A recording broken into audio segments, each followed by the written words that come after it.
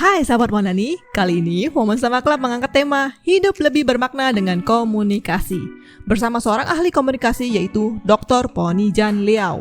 Beliau adalah seorang motivator, presenter radio, dosen, penulis buku, penulis artikel publik, trainer, dan pembicara publik. Dr. Po selalu menyampaikan pesan yang memotivasi dan menginspirasi. Sudah banyak prestasi yang diraih oleh Dr. Pony Jan Liao, sehingga dia dijuluki komunikator nomor 1 Asia.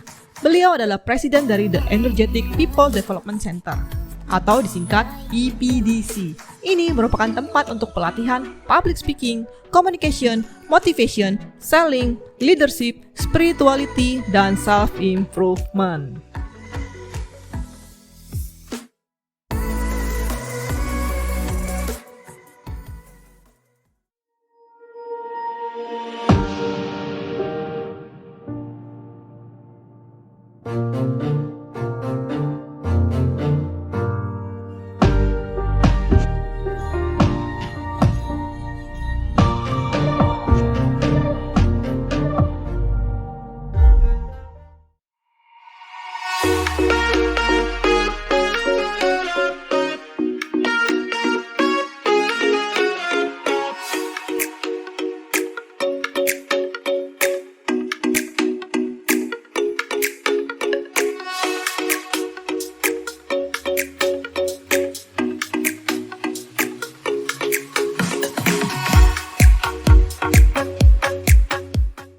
Oke, baik Bapak Ibu, para hadirin yang berbahagia, selamat pagi, salam sejahtera bagi kita semua. Sotihotu Namo Buddhaya. Ada pepatah, tak kenal maka tak sayang. Perkenalkan, saya Yeden, PIC acara pada hari ini.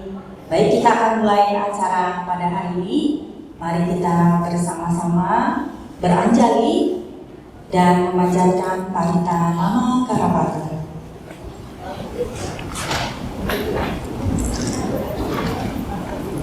Arahang Sama Sambuddho Bhagawa Buddhang Bhagawantang Abiwademi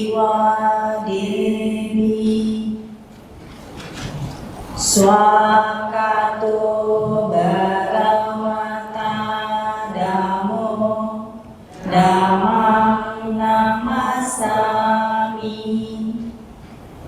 Supatipano Bhagavato Sawaka Sangho Sanghang Namami. Sabe sata bhavantu sukhitata. Semoga semua makhluk hidup berbahagia. Sadhu, sadhu, sadhu. Oke, terima kasih. Silakan duduk kembali. Baik Bapak Ibu, para hadirin sekalian, bahagia sekali dapat berjumpa dengan sahabat-sahabat semua di sini di Gedung Narada, Wihara Jakarta, Dhamma Cakra Jaya dalam acara Women Sama Club. Beberapa bulan yang lalu kami mengadakan acara Waisak bersama WDC, dihadiri dengan sahabat-sahabat semua yang mungkin kemarin ikut hadir, dan juga kami dihadiri bintang tamu yang luar biasa. Dan beberapa pekan yang lalu kami juga mengadakan acara senam bersama line dance di gedung ini di lantai 5. Acaranya pun sangat luar biasa. Nah, hari ini, pada kesempatan hari ini kita berkumpul bersama, WDC juga menghadirkan narasumber yang tentunya pastinya luar biasa dan mantap. Mantap, ada mantapnya. Oke, tidak berlama lagi, saya panggilkan moderator kita pada hari ini, Johanna Halim. Hai Jo. Ya, selamat pagi Cia. Pagi. Terima kasih telah membuka acara pada pagi hari ini. Apakah kita sudah siap untuk acara selanjutnya? Karena waktu sudah jalan, saya serahkan kepada moderator. Oke, baik, terima kasih Ci. Oh iya. Biar foto mati. Satu, dua. Ya enggak. Sip. Thank you. Selamat pagi. Davina. Satyotu Namo Buddhaya. Selamat datang di acara Women's Nama Club. Sebelum saya memperkenalkan diri, saya ingin menyampaikan sesuatu. Bahwa dibutuhkan waktu 4 detik masa hidup seseorang dapat berakhir. Terdapat penelitian di Stanford Institute di Amerika mengenai masa hidup seseorang.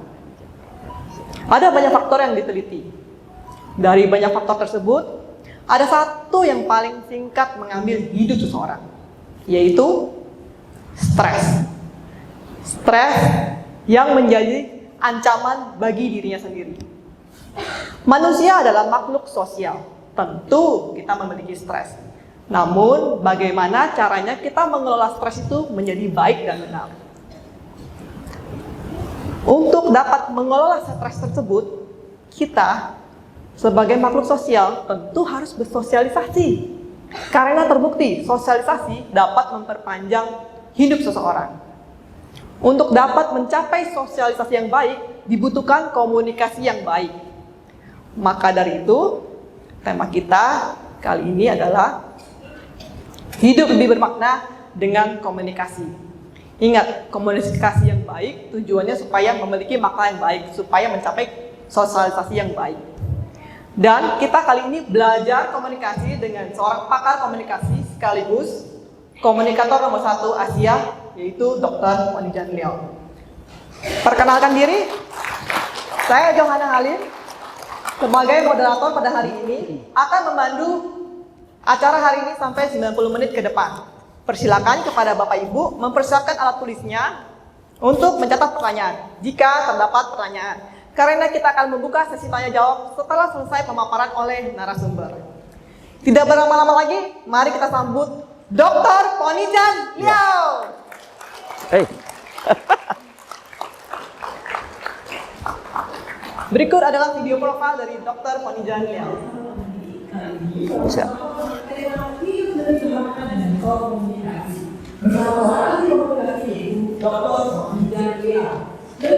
Keren ya.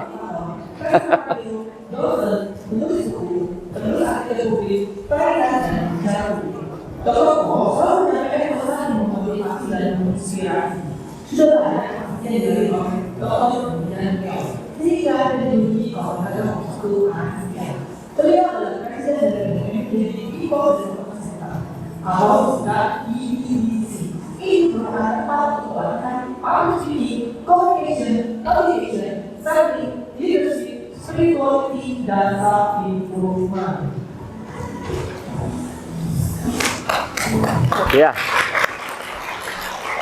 Langsung ya. Iya. Yuk, mari. Cek. Silakan Dr. Po untuk Iya. dapat memulai Siap. presentasinya. Cek. Iya. Baik, saya izin buka masker dulu ya, biar aman. Ibu bapak tenang, saya sudah di booster. Jadi aman ya, mudah-mudahan begitu. Baik, selamat pagi. Namo Buddhaya.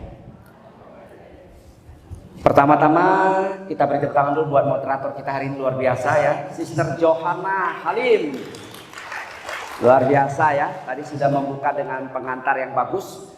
Dan yang kita hormati bersama, seorang perempuan yang hebat memimpin Wandani DKI Jakarta ya, Ibu Wisaka. Boleh kita berikan apresiasi buat Ibu Wisaka. Duduknya di mana tadi, Ibu? Ada ya Ibu Wisaka. Oke. Di belakang, Pak. Ya, luar biasa Ibu Wisaka di belakang ya. Dan seluruh jajaran yang bekerja keras untuk menyiapkan ini. Kemarin saya sempat mengintip Instagramnya Sister Johanna ya, melihat panggung ini luar biasa. Ini pertama kali saya ke ruangan ini. Kalau ke wihara sudah beberapa kali ya, waktu syutingnya, syuting mimbar dan lain-lain, ketemu Bante juga dan lain-lain. Baik saudara sekalian, kita akan langsung saja hari ini bagaimana cara kita membuat hidup kita lebih bermakna dengan komunikasi. Mudah-mudahan dalam durasi yang tidak panjang ini, biasanya saya kalau pelatihan tuh minimal 6 jam. Ya, ini hanya 2 jam, itu pun sudah diselang-seling dengan pertanyaan, mungkin Anda bisa mendapatkan hal yang ingin Anda tanyakan nanti secara lebih maksimal gitu ya. Baik, bagaimana membuat hidup lebih bermakna? Kita langsung saja ke materi ya, ke materi. Iya. Baik, kita langsung next aja dulu. Ini tadi sudah dibacakan oleh, saya izin untuk berdiri ya, supaya terlihat lebih, batiknya terlihat lebih pas dengan suasana. Ini bunga-bunga batiknya ya. Jadi perempuan pas acaranya. Nah, terus next, hasil karya yang pernah saya lahirkan. Ibu, bapak, saudara, ini sebagai motivasi buat Anda, utamanya yang lebih muda, generasi muda, bahwa hidup ini akan bermakna jika ketika kita meninggal dunia ada yang bisa dijadikan warisan buat orang lain. Setuju? Kalau kita meninggal nanti tidak ada warisan, misalnya Ibu Wisaka suatu hari, Sister Johanna suatu hari, tadi Yen, moderator pewara kita suatu hari, ketika kita suatu hari meninggalkan dunia ini, orang akan bertanya, Johanna yang mana? Ya kan ya, Yen yang mana, Wisaka yang mana, Vina yang mana nih? Ini ada Mama Vina nih yang fotografer kita hari ini. Misalnya orang akan bilang, oh itu loh yang bikin buku, oh itu loh yang pernah jadi ketua PD Wandani DKI Jakarta. Jadi ada karya kita, setuju ya? Jadi ini untuk motivasi. Kalau kita meninggal dunia tidak ada warisan, tidak ada legacy dalam bahasa Inggris, maka rasanya hidup ini kurang bermanfaat. Padahal Buddha sudah mengatakan kepada kita bahwa apa? Sungguh sulit terakhir sebagai manusia, sungguh sulit kehidupan manusia, sungguh sulit untuk mendengarkan Dharma, sungguh sulit untuk bertemu dengan Buddha. Dhammapada 182. Jadi artinya apa? Kita gunakan manfaat itu sebaik mungkin, maka tema kita apa? Hidup supaya lebih bermakna. Maka saya kejar terus ini saudara, sampai ke level Asia. Ya, yaitu komunikator nomor 1 Asia. Saya ke Museum Rekor Asia di New Delhi, India tahun 2017 dan mendapatkan itu sebagai salah satu pencapaian saya tertinggi sampai saat ini. Next, please kita lihat. Oke, kemudian sebagai dosen terbaik juga. Nah ini piagamnya dari India, ya, yang saya terima langsung di India, komunikator nomor 1 Asia. Jadi bukan ngaku-ngaku, tapi saya kejar memang dengan tingkat kesulitan yang tentu beda dengan kalau saya mendapatkan rekor muri di Indonesia. Ini tentu tingkatannya lebih sulit dan lebih berat ya. Oke, lanjut saudara. Ya, mari kita lihat. Perusahaan yang pernah mengundang saya untuk berbicara di perusahaan-perusahaan sampai hari ini masih terus berjalan ya. Terus, oke, kita lihat hidup lebih bermakna dengan komunikasi. Kenapa penting? Tadi Sister Johanna mengantarkan dengan sangat bagus. Ibu, bapak, saudara sekalian, kenapa Anda hari ini kawannya berkurang?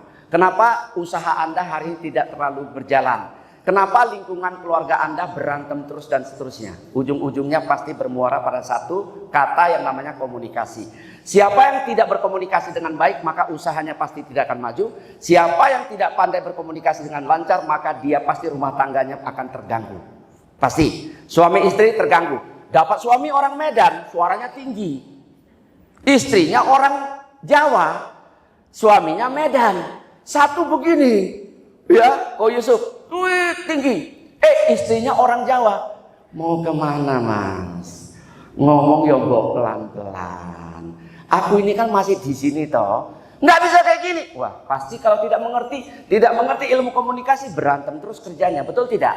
Ini kenapa hidup harus bermakna. Mengerti. Istri kalau sudah oktav 3 bicara, dari mana kau? Suami harus langsung belajar. Oktavnya harus 2. Enggak, barusan ikut seminar, Wandani punya acara, pasti tidak berantem saudara. Tapi begitu istri oktav 2, suami oktav 3, piring terbang saudara. Mari kita lanjutkan. Itu artinya maka hidup Anda jadi bermakna karena Anda tahu cara berkomunikasi yang baik dan benar. Next please. Nah, 3 hal kita akan bahas dalam durasi yang tidak panjang ini. Kita mulai lihat pertama pentingnya komunikasi. Proses komunikasi terjadi seperti apa dan komunikasi efektif itu seperti apa sih supaya kita memiliki komunikasi yang bermakna. Ya, nanti kalau saya bisa menyelesaikan lebih cepat, Anda bisa bertanya lebih banyak ya. Next please. Kita lihat saudara-saudara, pentingnya komunikasi. Next.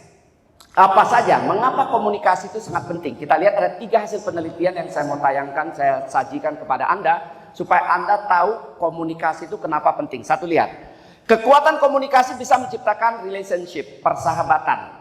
Kenapa hari ini sahabat Anda banyak berkurang? Salah satunya mungkin karena Anda tidak pandai berkomunikasi. Memang saudaraku, ketika muda orang banyakin sahabat, ketika tua dia tidak perlu banyak sahabat, 1-2 cukup, asal klik dengan dia itu sudah cukup. Kenapa? Karena orang semakin tua semakin tidak mau pusing kepala.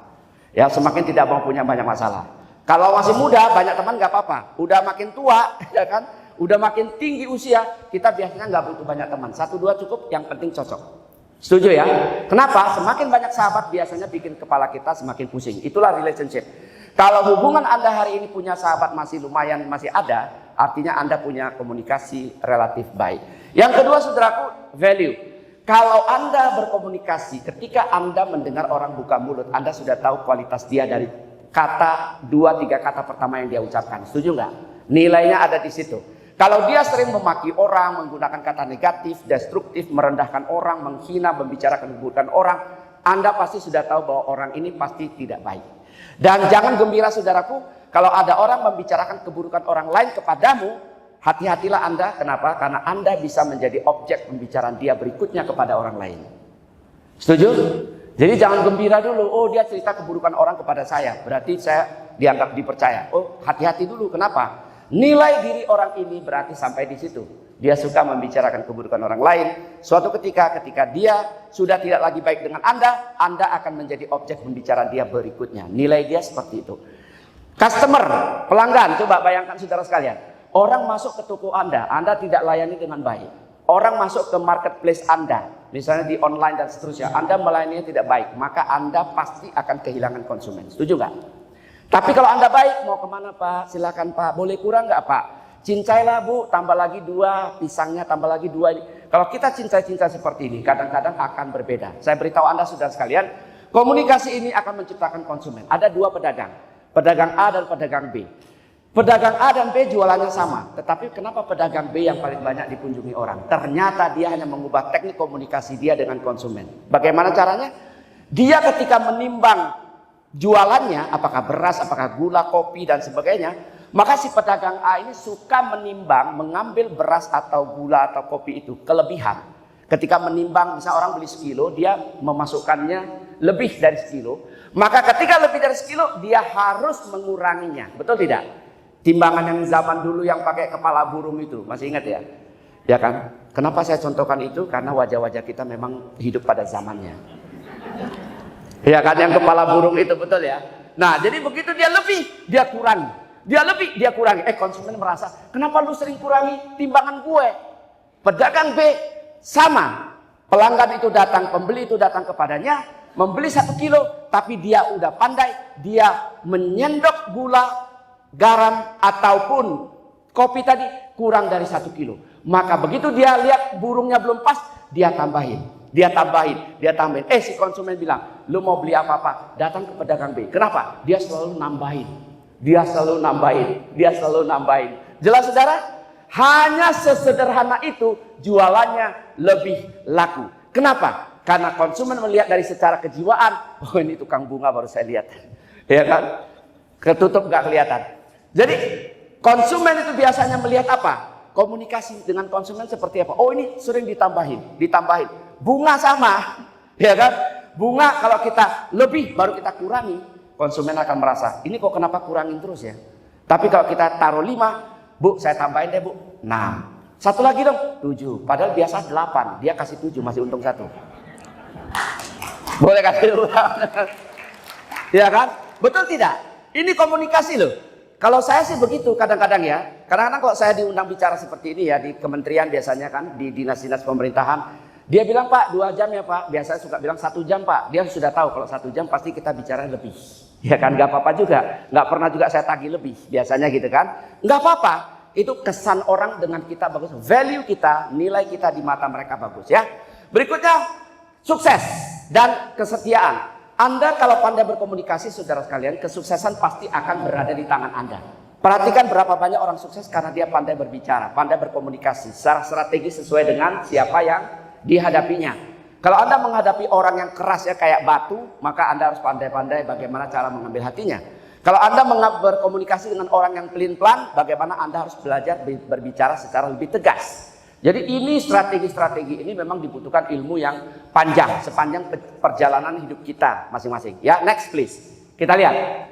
Nah, hasil penelitian kedua ini ada di Singapura, saudara sekalian. Anda lihat, ada nilai tertinggi 4. Di Singapura, di bagian konferensi perencanaan keuangan di Singapura, tadi ada teman saya dari sini kan, ada yang Prudential, ada Zurich mungkin tadi, asuransi dan lain-lain.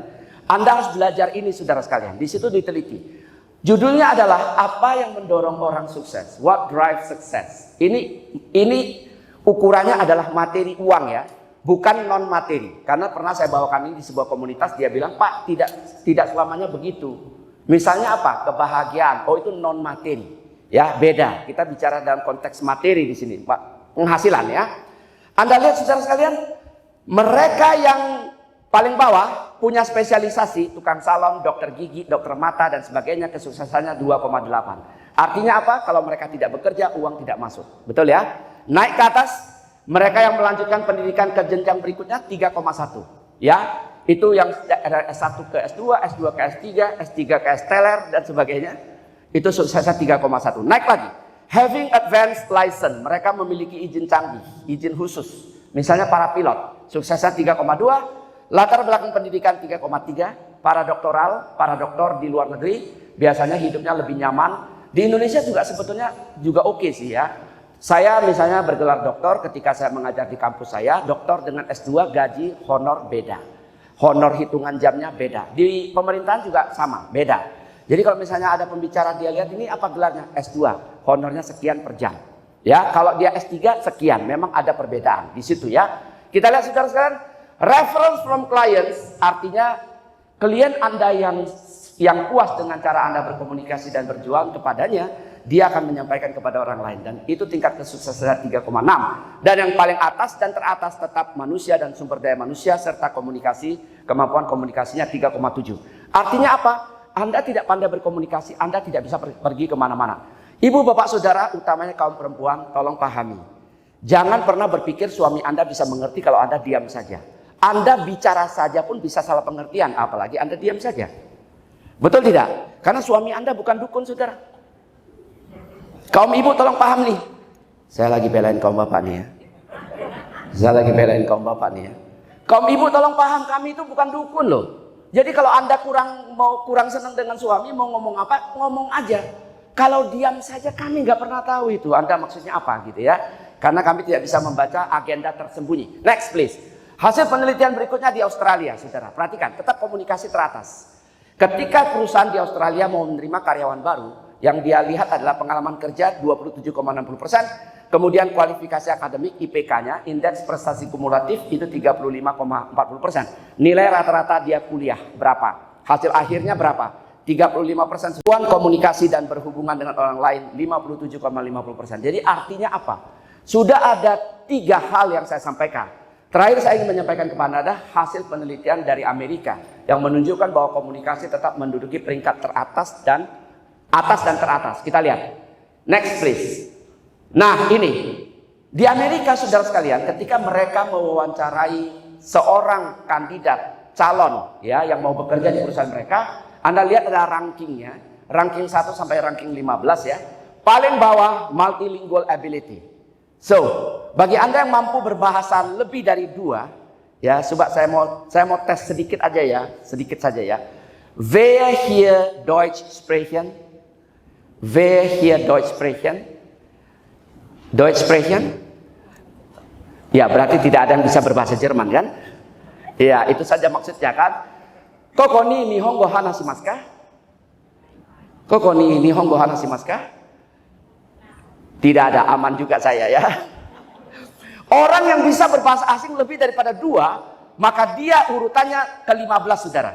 Rankingnya ke-15. Anda bisa bahasa Indonesia, bisa bahasa Tionghoa. Kami tadi ternyata banyak orang Medan juga di sini, ya kan? Tadi berkomunikasi. Begitu ketemu saya langsung bahasa Hokkien, "Loh, kok kamu tahu saya Medan?" Ya Medan lah, mata lu kan sipit banget. Mata saya sipitnya memang sempurna ya. Sempurna pengertiannya gini, kalau tersenyum mengecil, kalau tertawa menghilang. Ya, jadi jangan sering-sering bikin saya ketawa, nanti mata saya hilang gitu kan ya. Jadi itu dia, bisa Indonesia, bisa Hokkien, bisa Inggris barangkali, atau bisa Jerman, bisa Jepang, dan seterusnya. Anda rankingnya masih 15. Naik ke atas, kita lihat langsung lompat ke nomor 7. Anda bisa bekerja sama dengan tim Anda jago teamwork. Urutannya baru ke-7 saudara sekalian. Tapi yang paling atas tetap lihat, nomor 1 oral communication. So, how far you go, ya, you will go farther kalau Anda bisa pergi lebih jauh kalau Anda bisa berkomunikasi dengan baik. Jadi memang saya ingin beritahu Anda, ada orang yang ketika berkomunikasi itu agak kasar. Ya, kasar itu banyak penyebabnya. Satu, lingkungannya, kedua, pendidikannya, ketiga, pergaulannya. Nah, itu pasti berpengaruh. Ya, orang tertentu, suku tertentu, daerah tertentu memang kadang kalau bicara agak kasar ya. Agak keras, agak kasar, tapi saya suka menyampaikan kepada Anda bagaimana hidup kita supaya bermakna dan bernilai, supaya bisa betul-betul sesuai dengan apa yang kita inginkan. Mengertilah budaya orang, maka Anda akan bisa menyesuaikan dengannya. Tapi kalau Anda tidak mengerti, Anda tidak bisa menyesuaikan dengannya. Contoh, orang Medan. Saya Medan. Orang Medan itu kalau berbicara ya begitu. Ya kan, dia kalau berbicara itu langsung to the point. Maka ada istilah apa? BTL, batak tembak langsung. Sama beda dengan orang Jawa. Orang Jawa kalau berbicara menggunakan teknik bola biliar. Nomor 5 yang dia maksud untuk dia masukkan ke lubang, tetapi dia tidak langsung menendang nomor 5. Dia menendang nomor 7. Nomor 7 diharapkan menyenggol nomor 10. Nomor 10 diharapkan menyodok nomor 5. Supaya nomor 5 masuk ke lubang. Itu tekniknya adalah teknik bola biliar. Betul ya? Tapi orang Medan tidak begitu, saudara sekalian. Orang Medan, Manado, Makassar, Papua, Betawi. Ini konteksnya konteks rendah. Dalam ilmu komunikasi namanya konteks rendah. Kalau Anda paham ini, maka ketika Anda bertemu dengan orang Manado, ketika mereka berbicara langsung keras sepertinya, langsung to the point, Anda sudah mengerti, oh ini Manado konteksnya rendah. Di sini rendah dan tinggi tidak berkaitan dengan kualitas, tapi berkaitan dengan istilah saja, supaya kita mengerti dengan mudah. Begitu. Itu adalah hasil penelitian tentang komunikasi lintas budaya oleh Edward T. Hall, seorang ahli sosiologi dari Amerika, meneliti kenapa orang itu berbicara ada yang kasar, ada yang sedang, ada yang halus, ada yang kurang, dan seterusnya. Kenapa ada orang berbicara kok tidak bisa langsung ke poin? Coba kalau misalnya Anda tanya kepada saya misalnya kan, sudah makan belum? Maka saya akan mengatakan belum, karena saya orang Sumatera, orang Medan. Tapi kalau misalnya Anda tanya kepada orang Solo, sudah makan Mbak? Tadi pagi sudah. Padahal sekarang nanyanya jam 11. Sudah makan? Tadi pagi sudah. Sekarang sudah? Belum. Beda. Lalu Anda bilang, loh kenapa dia tidak langsung? Gak bisa kita paksa, saudara. Sama dengan Anda. Di sini saya yakin ada yang suka makan capcay, tapi ada juga yang tidak bisa makan capcay. Nah, coba ya, Anda pasti sering bepergian dengan tur yang dipandu oleh biro perjalanan. Di situ saya pernah ketemu satu tur itu ya, teman-teman saya.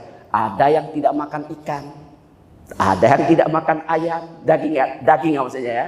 Tidak makan daging ayam, tidak makan daging ikan, tidak makan sayuran, tidak makan bawang, tidak makan itu. Pemandu wisata pusing 7 keliling. Bagaimana mengaturnya ini? Kalau tidak makan daging gampang, dia vegetarian. Dibuat vegetarian semua. Tetapi ada yang tidak makan bawang. Bawang Pak, nggak makan. Saya bawang Pak, boleh Pak. Yang putih saja Pak, merah jangan Pak. Sakit kepala nggak? Betul tidak?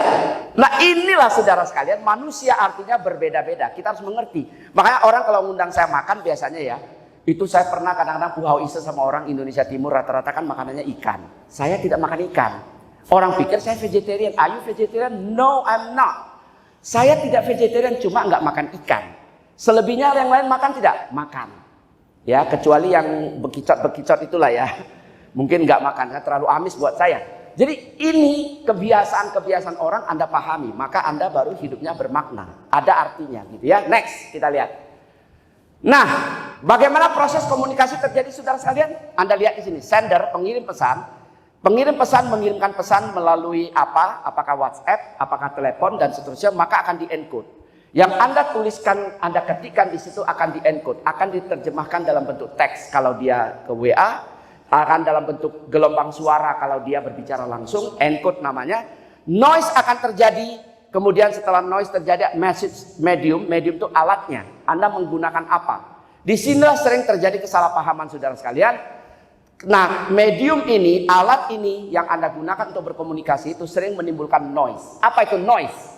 Salah paham. Ketika di-encode, diterjemahkan kepada si penerima pesan akan memberikan feedback, dia akan marah dengan Anda. Kamu kok gitu ngomongnya?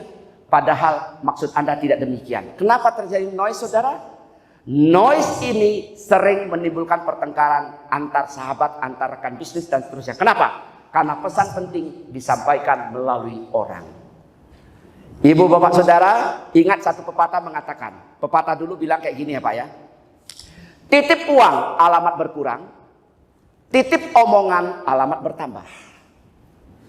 Setuju nggak? Titip cetiau sampai orangnya tinggal kau Pak Jeng. Loh, cepetnya mana? Ongkos jalan. Titip omongan 10 kata sampai orang jicapku. Ya, loh, kenapa banyak banget? Ya, ditambahi Ajinomoto, Sasa, Masako, penyedap rasa. Bahaya saudara. Makanya orang tua dulu keren. Titip uang alamat berkurang, titip omongan alamat bertambah. Maka kalau untuk pesan penting saudaraku, jangan melalui orang. Saran saya langsung. Cihoten mau bilang apa kepada saya? Jangan melalui orang Ci. Langsung. Saya minta dong nomornya Ponijan. Saya mau ngomong langsung sama dia saja. Itu keren. Supaya apa? Tidak terjadi misunderstanding. Noise tidak ada. Noise ini penting. Menyebabkan pertengkaran itu noise. Betul tidak? Jangan melalui orang. Kenapa saudara? Kita nggak punya waktu untuk bersimulasi. Kita 10 orang berderet aja. 10 orang berderet nanti ya. Anda boleh latihan sendiri pada kapan-kapan ya. Sister Johanna ya. Dari Wandani PD. Bu Wisaka ya. Bisa bikin 10 orang berderet. Bikin satu pesan yang sama. Kira-kira 10 kalimat. Jangan 10, 5 kalimat. Besok pagi kita kumpul di sini pukul 9 ya. Jangan lupa kalau hujan kita nggak jadi kumpul. Nanti sampai di ujungnya jadinya apa bunyinya? Kita tidak jadi kumpul besok. Ini contoh, betul tidak? Semakin banyak mata rantai yang kita titipkan pesan itu, semakin kabur maknanya, akhirnya terdeviasi. Akhirnya maknanya tidak sesuai dengan yang kita maksudkan. Jangan titip orang saudara. Ada apa-apa ngomong langsung. Makanya orang suka bilang kayak gini, kamu diomongin loh sama dia kayak gini. Orang itu yang cerdas akan bilang gini, suruh dia ngomong langsung sama saya. Pernah dengar kayak gitu kan? Suruh dia langsung ngomong sama saya, itu keren. Kenapa? Artinya tidak bisa terdeviasi. Pesannya pasti akan langsung sampai kepada orangnya. Karena sumbernya kepada receivernya, tanpa melalui perantara. Ini bahaya. Jadi lebih bagus. Kemudian WA juga sering terjadi proses komunikasinya, noise-nya tinggi. WA, kenapa? Ibu, bapak, saudara, bagi Anda yang kurang pandai mengetik, tolong belajar cara mengetik tulisan dengan tanda baca yang benar. Ibu mau makan jambu monyet. Mau makan jambu monyet. Mau makan jambu, koma, monyet. Berarti yang dikirimi pesan dianggap monyet. Hati-hati loh. Tanda baca, kenapa emoticon, tanda orang menangis, ketawa, tersenyum, anjali dan sebagainya. Give me 5 itu kan anjali kan, yang kita terjemahkan. Padahal kan give me 5 sebetulnya kan, cas gitu ya. Dijadikan anjali, nggak apa-apa juga. Kenapa orang bikin itu? Supaya menghindari kesalahpahaman. Sayangnya nggak semua orang mengerti emoticon. Betul tidak? Makanya saya ketika mengajar komunikasi untuk orang-orang tertentu yang sering kirim teks, saya bilang, jangan terlalu banyak menggunakan emoticon karena orang-orang bukan milenial biasanya, yang bukan milenial alias kolonial alias kolonial, mereka mungkin tidak mengerti apa itu emoticon ini artinya apa. Ketawa dengan nangis kadang-kadang kita nggak bisa bedakan loh. Tiba-tiba saya turut berduka cita atas meninggal putramu. Gambarnya ketawa. Marah, noise-nya terlalu tinggi. Dia tidak pandai menggunakan itu. Artinya apa? Media yang dia gunakan WA, ternyata pesan yang dia sampaikan salah. Receiver akan mengirimkan feedback. Anda mau tahu pesan Anda benar atau tidak, tepat sesuai dengan harapan Anda atau tidak, tunggu feedbacknya. Kalau feedbacknya bagus, maka berarti benar. Masih banyak sampai hari ini saya temukan orang yang tidak pandai, ber-WA. Ketika WA saya harus menerjemahkan, ini maksudnya apa ya? Dia maksudnya mengundang saya atau apa ini? Mengundang jam berapa, hari apa, atau apa ini? Bingung, kenapa? Tanda bacanya kurang, kemudian dia ketiknya juga terlalu rapat. Ada lagi orang mengetik WA itu, nggak ada spasi saudara. Jadi begitu kita baca, seperti jadi mantra.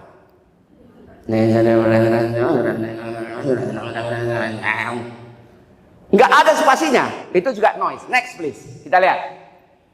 Nah, next kita lihat gambar yang lebih sederhana daripada ini. Nah, ini dia. Ini yang lebih sederhana, saudara. Perhatikan, kita pengirim pesan namanya sender.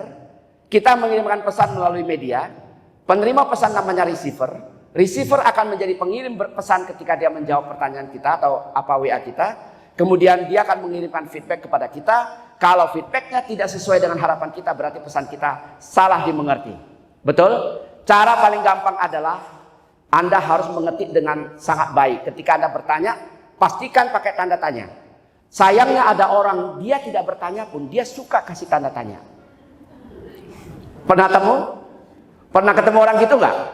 Segeralah berdoa, semoga dia kembali ke jalan yang benar. Dia tidak bertanya, tapi suka tanda tanya. Saya tanya, kenapa kamu suka bikin tanda tanya? Dia bilang, nggak tahu, udah kebiasaan saya. Ada juga orang kalau bilang ya, kamu mengerti ya, suka jadi iya. Kita pergi iya. Loh kok malah pergi iya, bukan pergi ya. Jadi iya, bingung saya bacanya. Tapi kebiasaan dia. Dan kebiasaan yang keliru sebetulnya. Nah, yang seperti ini harus diperbaiki. Next kita lihat. Ya, kita lihat saudara sekalian. Nah, 3 bagian akhir komunikasi efektif ada 3, saudara. Supaya hidup kita bermakna, komunikasi efektif itu ada 3. Konten, konteks, dan kontak. Apa itu konten? Konten Anda berarti isinya. Konteksnya Anda harus berbicara dengan siapa. Seperti saya ketika berbicara dengan Mama Vina ya, ini fotografer, pengurus juga kan. Mama Vina ini kan orangnya kan sangat-sangat apa ya, humoris. Orangnya beda dengan Ibu Wisaka. Coba lihat Ibu Wisaka itu. Bagi yang belum kenal tuh Ibu Wisaka di ujung kiri itu. Ibu Wisaka dengan Vina, beda sekali karakternya. Antara bumi dan langit. Ya kan? Betul tidak? Tidak soal baik dan buruk, tapi beda saja. Beda kan? Nah, ketika saya dengan Cihoten, dengan Ibu Wawor, ya, Nyonya Wawor, misalnya kan, beda dengan Cibunga ini, Civioli. Saya mengerti orang itu berbeda-beda. Ko Yusuf, ya, beda lagi caranya. Artinya apa? Saya harus menyesuaikan dengan orang itu, itulah konteks. Kontak apa? Caranya. Saudaraku, orang banyak tersinggung sama kita, bukan karena konten kadang-kadang. Lebih banyak karena apa? Cara kita itu yang bikin orang tersinggung biasanya.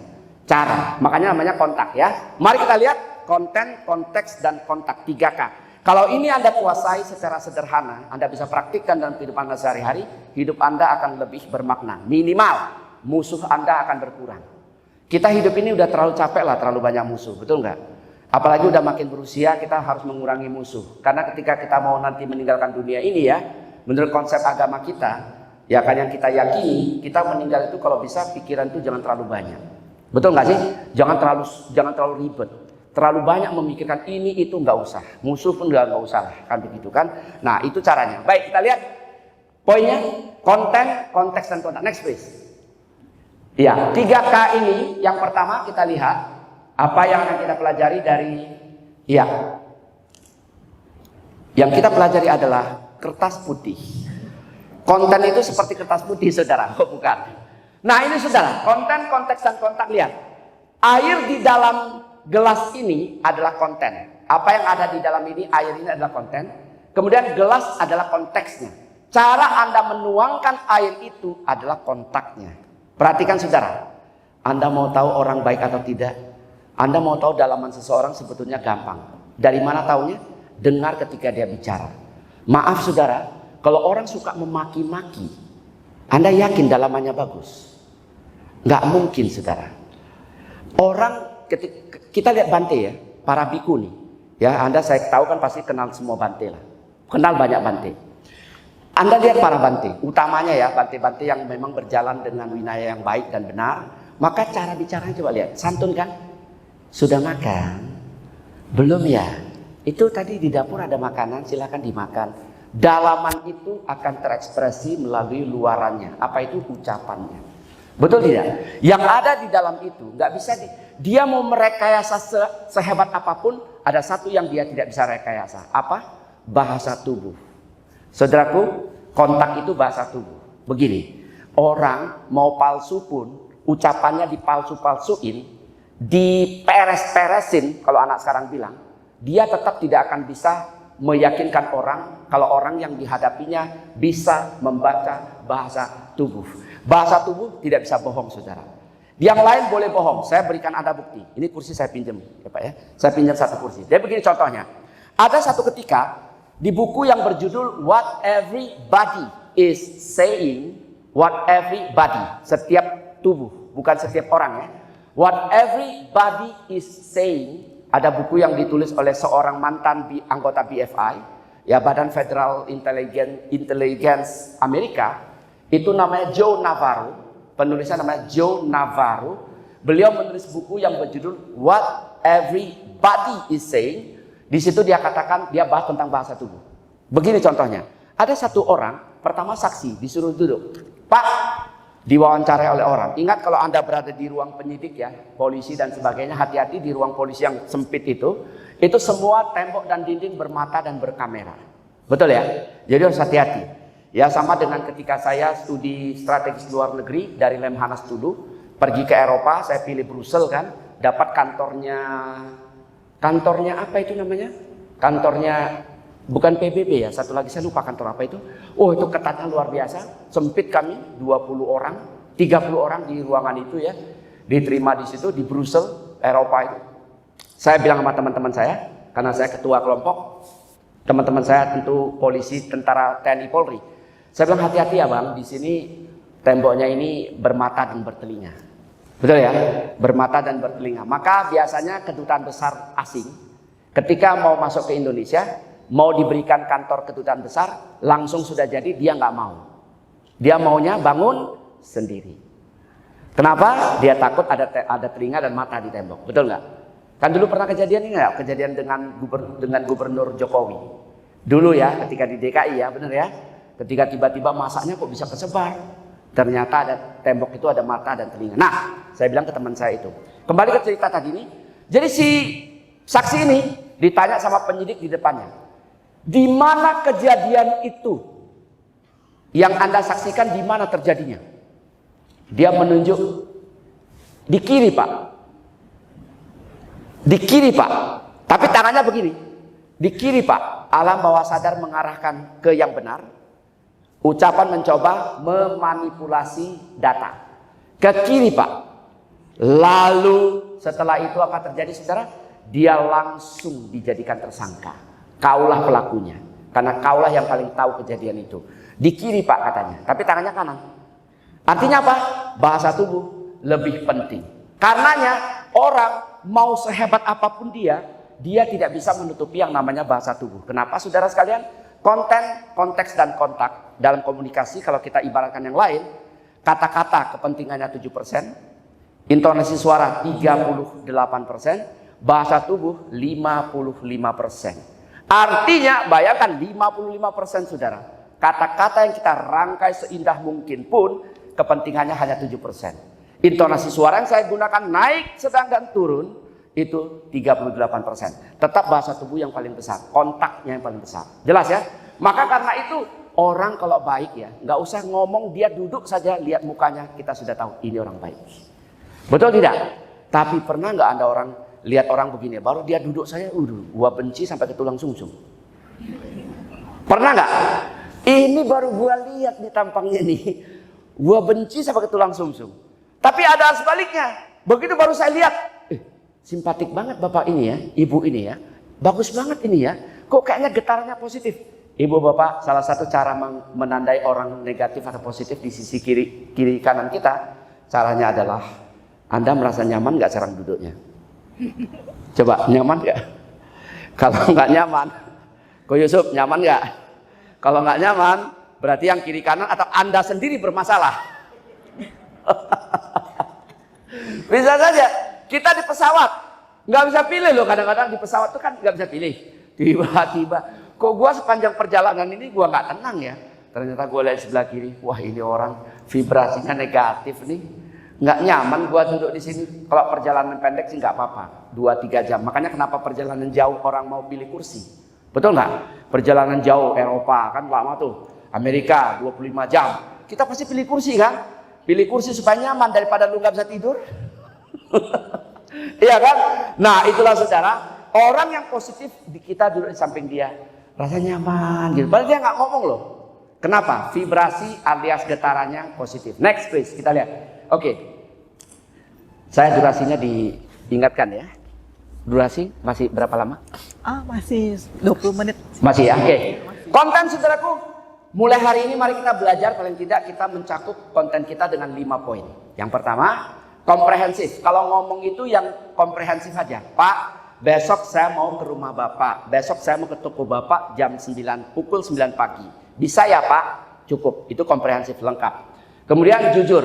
Jangan mengada-ngada. Saudara sekalian, orang tidak jujur biasanya capek dan cepat tua. Kenapa? Karena dia harus mengingat dengan A ngomongnya apa, dengan B ngomongnya apa, dengan C ngomongnya apa. Betul nggak? Tapi kalau dia sama semua, dia tidak capek dan dia awet muda. Gitu ya. Apa adanya, sama dengan jujur tadi, ini penjelasan lanjutan, menarik dan bermanfaat. Ibu bapak saudara sekalian, jika Anda pernah baca, lebih baik satu kata yang bermanfaat daripada ribuan kata yang tidak memberikan kedamaian dan kebahagiaan kepada pendengarnya. Buka Dhammapada ayat 100, 101 sampai 102. Buddha jelas mengajarkan itu. Lebih baik satu kata daripada 1000 kata, lebih baik satu kata daripada 1000 syair yang tidak bermanfaat, yang tidak bisa memberikan kedamaian kepada pendengarnya. Dhammapada 100 sampai 101. 102, 100, 101, 102. Silakan dibuka nanti. Artinya apa? Bermanfaat. Kalau Anda merasa saya ngomong ini kayaknya nggak ada manfaatnya, dan pengertian nggak buat orang ini lebih baik diam saja. Disitulah diam itu menjadi emas, betul ya? Silence is golden. Kita diam lebih bagus daripada menjorokkan orang, menjerumuskan orang ke lembah yang lebih dalam tidak baiknya. Next please, konten. Next, kita konteks. Komunikasi sesuai lingkungan dan karakter kawan bicara. Saya menggunakan kawan bicara, bukan lawan bicara. Kalau Anda bilang lawan bicara, belum apa-apa udah cari lawan. Agak negatif. Maka saya ganti dengan kawan bicara dan saya memomulerkan ini ya ke kawan bicara. Nah, saudara sekalian, di sini kita beragam. Laki-laki dan perempuan, wahai kaum bapak, kalau perempuan itu cerewet, tolong dimaklumi ya. Kenapa dimaklumi? Karena perempuan satu hari bisa berbicara 21.000 kata. Ya, perempuan satu hari bisa 20.000 kata. Noban. Itu tidak termasuk tidur ngomong. Kalau tidur dia ngomong, noban go. Dia tidur nggak ngomong satu hari, noban. 20.000 kata. Kita laki-laki ini Pak, satu hari cuma 7.000 kata. Penelitian dari Low End Berzadin. Ya, di bukunya yang berjudul The Female Brain. Otak perempuan, The Female Brain. Artinya apa? Maka wajar perempuan itu kalau cerewet. Ya, wajar perempuan bicaranya banyak. Wajar perempuan yang paling suka ngerumpi. Memang laki-laki ada juga ngerumpi, tapi jarang kan. Lebih banyak perempuan ngerumpi. Kenapa? Satu hari noban, saudara. Bayangkan loh, kita laki-laki 7.000. Ya, kita Pak, baru satu kata aja Pak. Perempuan sudah 3 Pak. Kita baru satu aja ngomong. Ma, dia sudah ngomong apa manggil-manggil. Baru satu. Apa manggil-manggil katanya. Kenapa? Karena tadi noban berbanding 7.000. 20.000 berbanding 7.000. Kalah kita. Makanya saya ingatkan, saya pastikan kepada kaum bapak, kalau kita mencoba bertengkar dengan perempuan secara verbal, dijamin kita kalah telak kalahnya. Jangan pernah, nggak bakal bisa menang. Mereka akan banyak sekali kata-kata yang bisa dikeluarkan dan diluncurkan, gitu ya. Perempuan kayak gitu, ya. Nah, itu artinya apa? Sesuaikan dengan lingkungan. Kalau Anda tidak sesuaikan dengan itu, Anda tidak bisa. Satu lagi, berikutnya saudara, perempuan itu lebih suka dipuji daripada laki-laki. Bapak, saya sarankan kaum laki-laki ya. Kalau perempuan tanya sama Anda, dia sudah pakai baju, ya kan? Kemudian dia tanya, Pak gimana Pak? Swibo? Bagus nggak? Saran saya supaya hidup Anda aman lahir dan batin. Supaya aman lahir dan batin, jangan pernah bilang, boswi lah. Jelek kayak gitu kok bilang bagus. Dijamin Anda didiemin 1 minggu. Itu minimal. Bisa maksimal. Kenapa? Supaya aman. Paling tidak Anda cuma bilang kayak gini. Bagus. Udah, jangan tambah komen. Nanti tambah dosa. Nanti tambah dosa. Kalau tidak bagus. Udah, bagus. Udah, diam. Jangan dilanjutkan lagi. Begitu Anda lanjutkan lagi. Nah, orang kadang-kadang gini. Saya kadang-kadang kan diminta orang endorse kan ya. Endorse makanan. Saya bilang sama orang gini. Endorse makanan kan. Kemarin saya endorse minuman itu yang punya teman juga. Apa namanya? Berenergi apalah gitu. Kemarin kan. Jadi Al-Kakwa ya benar ya. Al-Kakwa punya teman soalnya kan. Dia minta saya tolong dong. Oh ya nggak apa-apa. Oke. Kalau saya bikin video tentang makanan itu. Saya cuma bilang. Enak. Sebetulnya makanannya kurang. Tapi kalau saya sampai katakan. Weh saudara ini benar-benar enak tenan ini. Mantap. Itu berarti hojak. Ada yang hojak benar ada. Kalau yang hojaknya sedang-sedang karena sudah dikasih kan, dikirimin gratis pula kan, bahaya juga kita kan. Kalau kita nggak bilang, gimana Pak? Enak? Enak. Cukup, titik. Nggak usah dilanjutkan lagi. Kan kalau dilanjutkan kita tambah karma buruk maksudnya kan. Karma buruk dong, lu nggak enak kok gimana sih? Ada makanan di restoran mewah itu mahal banget. Saya diundang ke situ. Adalah saya nggak boleh bilang terlalu dekat nanti ya. Itu restoran mewah pokoknya. Mahal tuh. Satu kali makan berapa? Saya makan di situ, mungkin saya lidahnya lidah kampung ya. Lidah Jawa juga mungkin ya. Jadi nggak terlalu pas dengan masakan yang dia sajikan yang orang sebagian suka makan gitu. Ketika dia tanya, gimana Pak, enak nggak? Enak. Singkat aja, enak. Cukup. Tapi kalau dipromokan lebih lanjut gimana? Nggak berani saya. Kenapa? Saya takut dimaki orang. Kayak gini enak lu, lidah apa lu? Lu orang kampung beneran lu ya. Kayak gitu aja lu bilang enak kan, saya jadi masalah kan. Nah maka dari itu saudara sekalian, jangan kita mengada-ngada. Kita sesuaikan dengan lingkungan kita, dengan siapa kita berbicara. Laki-laki, perempuan itu beda. Kemudian apalagi saudara, belahan otak kita. Otak kita laki ada kiri dan kanan. Contoh, ini Sister Johanna ini kalau Anda lihat nih ya, ini otaknya lebih banyak berfungsi kiri, lebih banyak. Ya, kemudian Ibu Wisaka lebih banyak berfungsi kanan. Ya, kemudian siapa lagi ya? Ada lagi yang saya kenal sebetulnya. Ya, yang tidak hadir hari ini ada, itu kiri banget. Orang kiri itu, otak kirinya kalau kuat, dia kalau bicara itu tegas banget. Gini ya,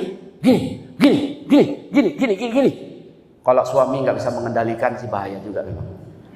Ya kan ini tergantung suaminya lah ya, tergantung suaminya. Tapi kalau ini kayaknya suaminya aman nih kayaknya. Kalau lihat dari wajah aman. Orang yang otak kirinya kuat, biasanya dia tegas, tidak mencela-menceli, bicara. Kalau orang otak kanannya kuat, dia lebih humanis sedikit, lebih ya gimana? Oh nggak apa-apa, nggak bisa ya, nggak apa-apa gitu.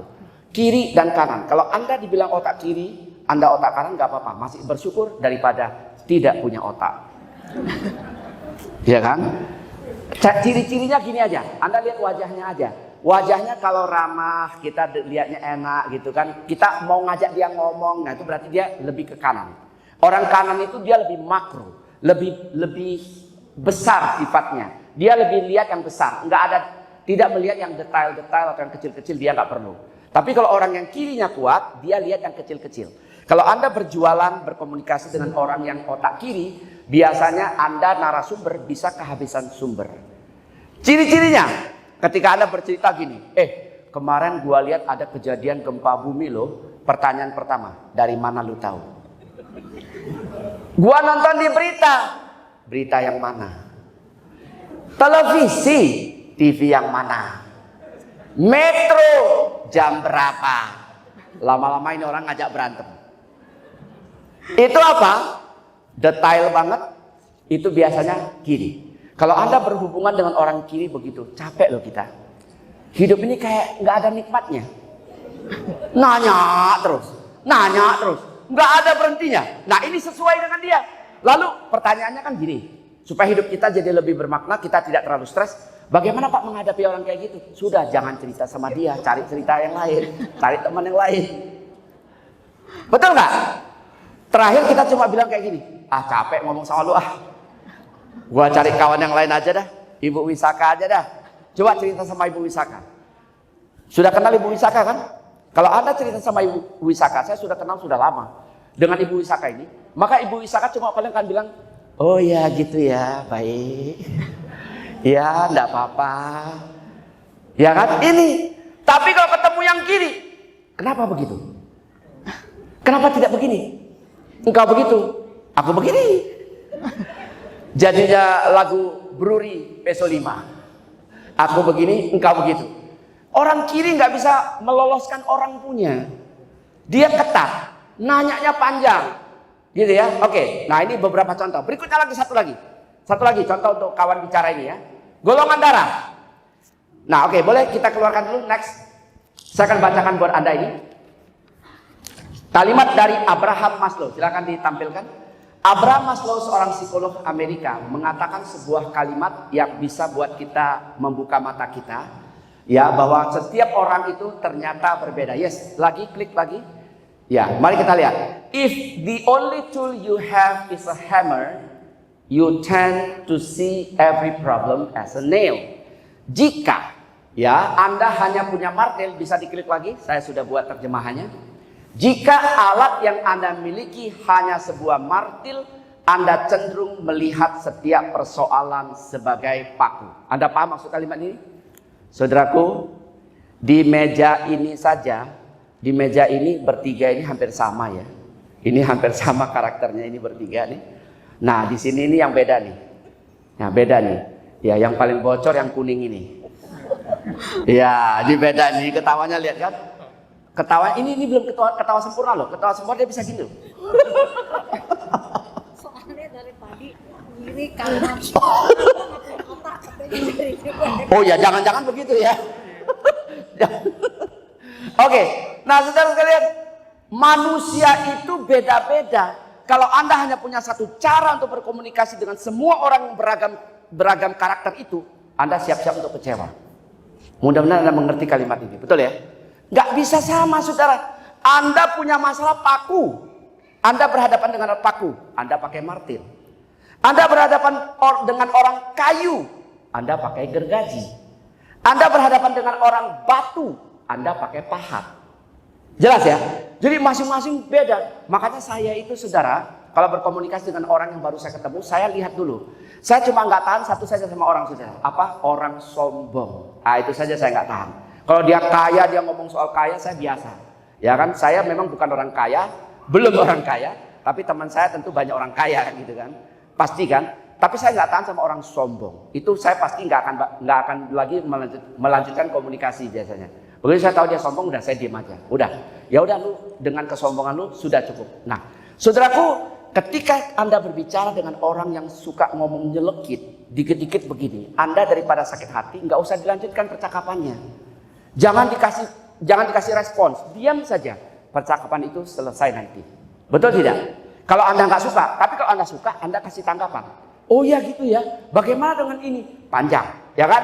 Tapi kalau Anda sudah rasa jengkel, ini kayaknya nggak enak nih ngomong sama dia nih, udah berhenti saja. Seperti itu. Nah, kalau saya begitu ketemu orang pertama kali ya, saya akan lihat dulu cara ngomong apa. Begitu dia pertama kali ngomong, tinggi banget nih orang ngomong, ya udah saya diam saja. Ya berarti ini sudah mulai ngomongnya nggak sesuai nih. Misalnya gitu. Nah, itu karakter. Jadi manusia itu beda-beda.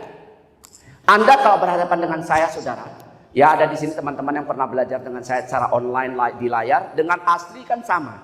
Saya depan layar, depan belakang layar, semua sama. Beginilah saya adanya. Nggak pernah ada jaim beda, ini beda, enggak. Saya sama, begini modelnya. Jelas kan ya? Artinya apa? Belajarlah menyesuaikan dengan gaya orang yang berbeda-beda. Ada orang yang memang suka banyak ngomong, kita diam dengerin dia ngomong. Ada orang yang diam, kita yang aktif mengajak dia ngomong. Begitu caranya. Supaya apa? Supaya percakapan itu terjadi dengan baik. Ya, mohon izin Dokter Eko, waktu tinggal 5 menit lagi. 5 menit? Iya. Iya, luar biasa ya. Cepat sekali. Oke, next please. Oke, saya akan selesaikan di bagian next. Oke, nanti kalau kurang jelas boleh ditanyakan ya. Nah, terakhir kontak. Cara berkomunikasi dengan kawan bicara. Yes, please dibuka. Bagaimana caranya sekarang? Ya, nanti yang bagian yang kedua tadi Anda masih bisa mengeksplor dengan pertanyaan. Pak, bagaimana dengan orang seperti ini? Bagaimana dengan orang seperti ini? Kemarin ada satu peserta di sini, baru datang, baru saya sebut loh, pas datang loh dia ini. Bisa pas gini ya, Nur Santi. Bisa pas gini loh. Pas buka ini dia datang. Pas loh, gila loh, luar biasa loh. Baru kan saya ngomong kalimatnya kan, orangnya pas datang tuh, Nur Santi. Nah, Nur Santi ini, sister kita satu ini, WA saya dia tanya satu pertanyaan yang bagus. Begini pertanyaannya kira-kira, nggak apa-apa ya, ini untuk kebutuhan umum kan. Pak, boleh tidak satu orang narasumber, nanti baru saya akan tanya langsung sama orangnya, siapa itu narasumbernya. Kemarin saya nggak tanya di WA kan, nanti saya tanya langsung aja. Boleh nggak seorang narasumber ketika menjawab pertanyaan selalu mengakhiri dengan kalimat ngerti nggak? Ngerti nggak? Anda pernah dapat orang kayak gitu nggak? Ngerti nggak? Setiap kali dia tanya ngerti nggak? Diakhiri dengan ngerti nggak? Saya jawab tidak diperbolehkan. Itu tidak beretika, kontaknya salah. Next, kita buka kontaknya sekarang. Kontaknya salah, nggak boleh. Caranya salah. Nggak boleh dibuka semua. Ya dibuka semua, ini dua bagian terakhir ya, bagian kontak nih. Terus picture, ya sampai selesai. Nah saya sambil menunggu buka ini, artinya saudara, saya dosen begitu lama di Bina Nusantara Jakarta ini, ya sampai 25 tahun lebih, sampai dapat penghargaan macam-macam. Belum pernah sekalipun saya bilang kepada mahasiswa saya, ngerti nggak? Ngerti nggak kamu? Udah ngerti belum? Belum pernah. Nggak boleh saudara. Apalagi kita di Zoom ya, di Zoom yang manusianya beragam, betul tidak? Nggak boleh kita bertanya ketika kita menjelaskan sesuatu, kita akhiri dengan ngerti nggak? Ngerti nggak? Seolah-olah kita merendahkan orang loh, betul nggak? Merendahkan orang yang ada di hadapan kita. Orang itu mungkin dia tidak berani melawan karena posisinya di bawah. Secara posisi, secara profesi, secara apa dia mungkin nggak berani kan? Tapi kita mesti ngaca dong. Ngerti nggak? Ngerti nggak? Nggak boleh. Itu berarti Anda merendahkan orang lain. Cukup dengan bagaimana caranya Pak supaya kita lega. Setelah menjelaskan, begini saja tutupnya.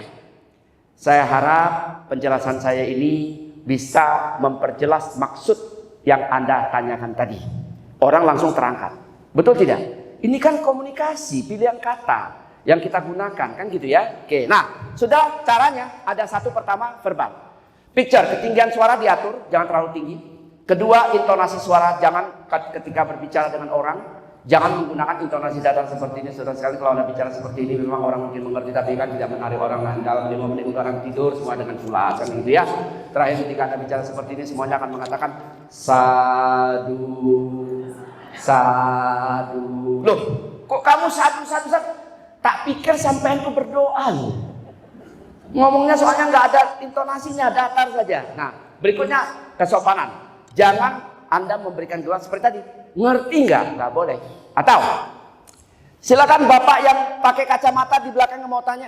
Belum tentu semua orang suka dibilang pakai kacamata loh, saudara. Saya dulu pakai kacamata ya, tahun 2017 di Lasik sampai hari ini. Ya kan? Saya nggak suka juga dipanggil kacamata misalnya. Ya Bu, yang kacamata gimana Bu? Ya kan, apalagi ya silakan tuh yang badannya mantap makan tempat. Ini namanya nggak sopan, ya nggak boleh. Kemudian nada, pengertian dengan siapa Anda bicara, kecepatan. Ibu saudara, apakah Anda punya teman yang kalau bicara tidak ada titik koma, cepat sekali bicaranya? Pernah punya nggak teman kayak gitu? Pernah punya teman begitu nggak? Bicaranya nggak ada titik koma. Dalam ilmu komunikasi, kita hanya diizinkan berbicara 120 sampai 140 kata per menit. 120 sampai 140 per menit. Bagaimana cara mengukurnya? Bicara saja 1 menit, direkam, kemudian Anda hitung berapa kata yang Anda ucapkan. Kalau di bawah 100 terlalu lambat, di atas 140 terlalu cepat. 140 ke atas hanya boleh dilakukan oleh penyiar bola kaki. Oh iyalah, penyiar bola kaki masa cepek. Kalau dia ngomongnya cepek kan nanti kan, ya nomor 5 menendang bola, nomor 7, yes, gol. Nggak keburu dia saudara. Maka dia harus cepat. Next, lafal ucapan. Di sini maaf ada yang memiliki kecacatan suara tidak? Siapa yang tidak bisa bilang R? Ada 1, 2. Orang Medan Pak? Bukan. Orang Betawi. Tadi siapa lagi tadi Ibu tadi? Yang tadi Sandi belakang siapa yang tidak bisa bilang R? Orang mana tadi? Orang mana? Betawi. Oh kali ini Betawi semua ya? Oh ya, Betawi diapit sama orang Medan ya? Iya. Nanti R-nya sebentar lagi bisa ya? Ya bisa bagus bisa rusak ya. Next, terakhir. Nah, ini yang terakhir, tadi kan verbal ya, yang dengan suara. Sekarang yang non verbal, perhatikan. Mari kita keluarkan, please. Ya, oke, keluarkan semuanya. Kalau tadi adalah picture, rumusannya, sekarang poster, sekarang people. Saudara sekalian, supaya cara kita berkomunikasi dengan orang bermakna, orang mengerti, mengikuti apa yang kita sampaikan, menerima dengan baik, maka satu, postur kita, gestur kita harus yang menarik. Nah, hindarkanlah diri Anda dari postur-postur begini ketika berkomunikasi. Nanti lanjutkan di pertanyaan ya. Ketika Anda duduk, ya kan, kecuali di ruangan begini ya, kalau lagi berbicara dengan orang, Anda tidak dianjurkan tangannya gini. Siapa itu? Ngapain lo? Lu mau berantem sama gue lo? Tapi kalau di sini nggak apa-apa. Di sini, tapi ketika kita berbicara, Anda hindarkan diri dari tangan begini. Kedua, tangan masuk ke kantong kayak gini. Kita di sini bukan budaya kita sebetulnya kan, budaya Eropa karena dia dingin kan, dia utamanya musim dingin kan, tangan dia mau nggak mau dia masukkan kantong supaya hangat kan. Jadi ketika bicara dengan orang begini itu nggak sopan. Ya, berkaca pinggang. Stand akimbo kalau bahasa Inggrisnya begini, itu juga nggak boleh. Kemudian nyender, ya nyender ke tembok. Misalnya kita lagi ngobrol sama orang, tapi kita nyender ke tembok gini, ya. Kemudian ketika bicara, maaf ya, ada orang ketika bicara dia suka ngangkat tangannya kayak gini. Pernah lihat orang gitu nggak? Nggak sopan. Ya, ini bahaya. Di belakang dia kipas angin pula.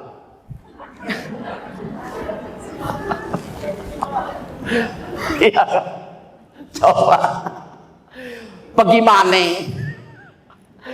mana ya kan? Nah yang kayak gitu nggak boleh. Kemudian kalau duduk ya, oke saya contoh pinjam kursi dulu ya, satu lagi, ya sedikit lagi, jadi tanggung ya, nanti diluaskan ditanya jawab. Ketika duduk saudara perhatikan ini etika ya, etika dalam berkomunikasi sama orang, kontaknya ini adalah kalau Anda punya tamu, saya pernah ditegur oleh Bante Jayamedo. Waktu itu karena kan sudah kenal lama kan, kita kenal lama dengan beliau ya, Bante Jayamedo yang jadi biku kan. Ketika saya dulu nggak mengerti, ada Bante di sebelah kiri saya. Saya lihat video-video saya dulu dan foto-foto saya dulu, saya suka angkat kaki begini. Saudara, oleh Bante Jayamedo, langsung Bante Jayamedo tegur saya bilang gini, Pak Ponijan, kakinya nggak boleh gitu. Bante di sebelah kiri nggak boleh. Oh yang ada aturannya Bante ya? Ada, nggak boleh. Makanya mesti turun. Oh ya, siap. Sejak saat itu saya tidak pernah lagi angkat kaki. Oke. Bagaimana dengan kita kalau kita bertemu di forum yang bukan kerohanian seperti ketemu Bante? Bagaimana caranya? Kalau tamu Anda ada di sebelah kiri, ya sebelah kiri nih. Misalnya saya dengan, saya langsung ke panggung aja ya karena udah mau selesai. Saya dengan Sister Johanna. Sister Johanna kan ada di sebelah kanan saya ya. Oke? Ya. Beliau kan ada di sebelah kanan saya nih. Maka saudaraku, bisa geser nggak ya? Oke. Nah, maka kaki saya, perhatikan saudara, ini etika dalam komunikasi kontak. Menunjukkan kita sopan atau tidak, ini dari sini salah satunya. Kaki saya nggak boleh angkat begini. Telapak kaki ini menghadap kepadanya, nggak boleh. Pak, saya nggak bisa kalau nggak angkat kaki, Pak. Saya sudah terbiasa angkat kaki. Oke, terpaksa ya. Boleh terpaksa, tetapi ininya, telapak kaki ini, telapak kaki sepatu ini harus menghadap ke bawah. Jadi kayak gini. Hadapnya ke bawah. Jelas sudah? Ininya hadap ke bawah. Nah, seperti beliau kayak gini, hadapnya ke sana, ke bawah. Kakinya ini hadap tapaknya ke bawah. Tapi lebih bagus kalau misalnya beliau ada di sebelah kanan saya angkatnya yang kanan ini, ya, yang telapak kakinya tetap menghadap ke bawah, tapi yang kanan saya angkat jadi begini. Jelas ya saudara ya? Itu ada aturannya. Kemudian sebetulnya kalau di persidangan, ketika Anda lihat di persidangan, siapapun itu saksi ataupun apa, nggak boleh angkat kaki. Dia harus duduknya tetap lurus begini. Perempuan duduknya rapat, ini kakinya rapat, ya. Laki-laki selebar bahu. Laki-laki boleh segini, selebar bahu. Duduknya nih, duduknya lebarnya sebahu, kakinya buka. Oke, ini yang diizinkan, yang boleh. Kemudian postur yang tidak diizinkan lagi ketika berbicara begini, dia begini. Ya, kalau Anda rasa mungkin kegedean ini ya. Kalau Anda rasa nggak nyaman ya jangan gitulah. Pernah nggak nemu orang kayak gitu ngomong? itu sungguh tidak menghormati audiens. Dia tetap harus duduk tegak. Kalau kita duduk kursi, sebaiknya jangan habis 3/4, sisakan seperempat untuk kita bisa gerak-gerak gini. Tuh. Kalau kita habis, pindahnya susah. Maka dia 3/4. Ya, supaya apa? Gesernya gampang nih. Nih 3/4. Ada sisa belakang, jadi gesernya gampang. Jelas saudara? Jadi angkat kaki tidak diizinkan sebetulnya, tapi kalau terpaksa caranya begitu tadi tekniknya. Ya, baik, saya kira itu aja dulu sementara ya. Terima kasih. Nanti saya tunggu tanya jawab. Terima kasih. Terima kasih, Sister Johanna. Ya, luar biasa sekali pemaparan yang dilakukan oleh Dr. Monijan. Hanya dalam waktu lebih dari 60 menit, kita banyak sekali informasi mengenai komunikasi yang baik dan benar. Wah, ini kalau di pelatihan 1 hari Pak saya ya. Nah, nggak berasa kita udah masuk ke sesi tanya jawab. Bagi Bapak, Ibu yang memiliki pertanyaan, silakan angkat tangannya.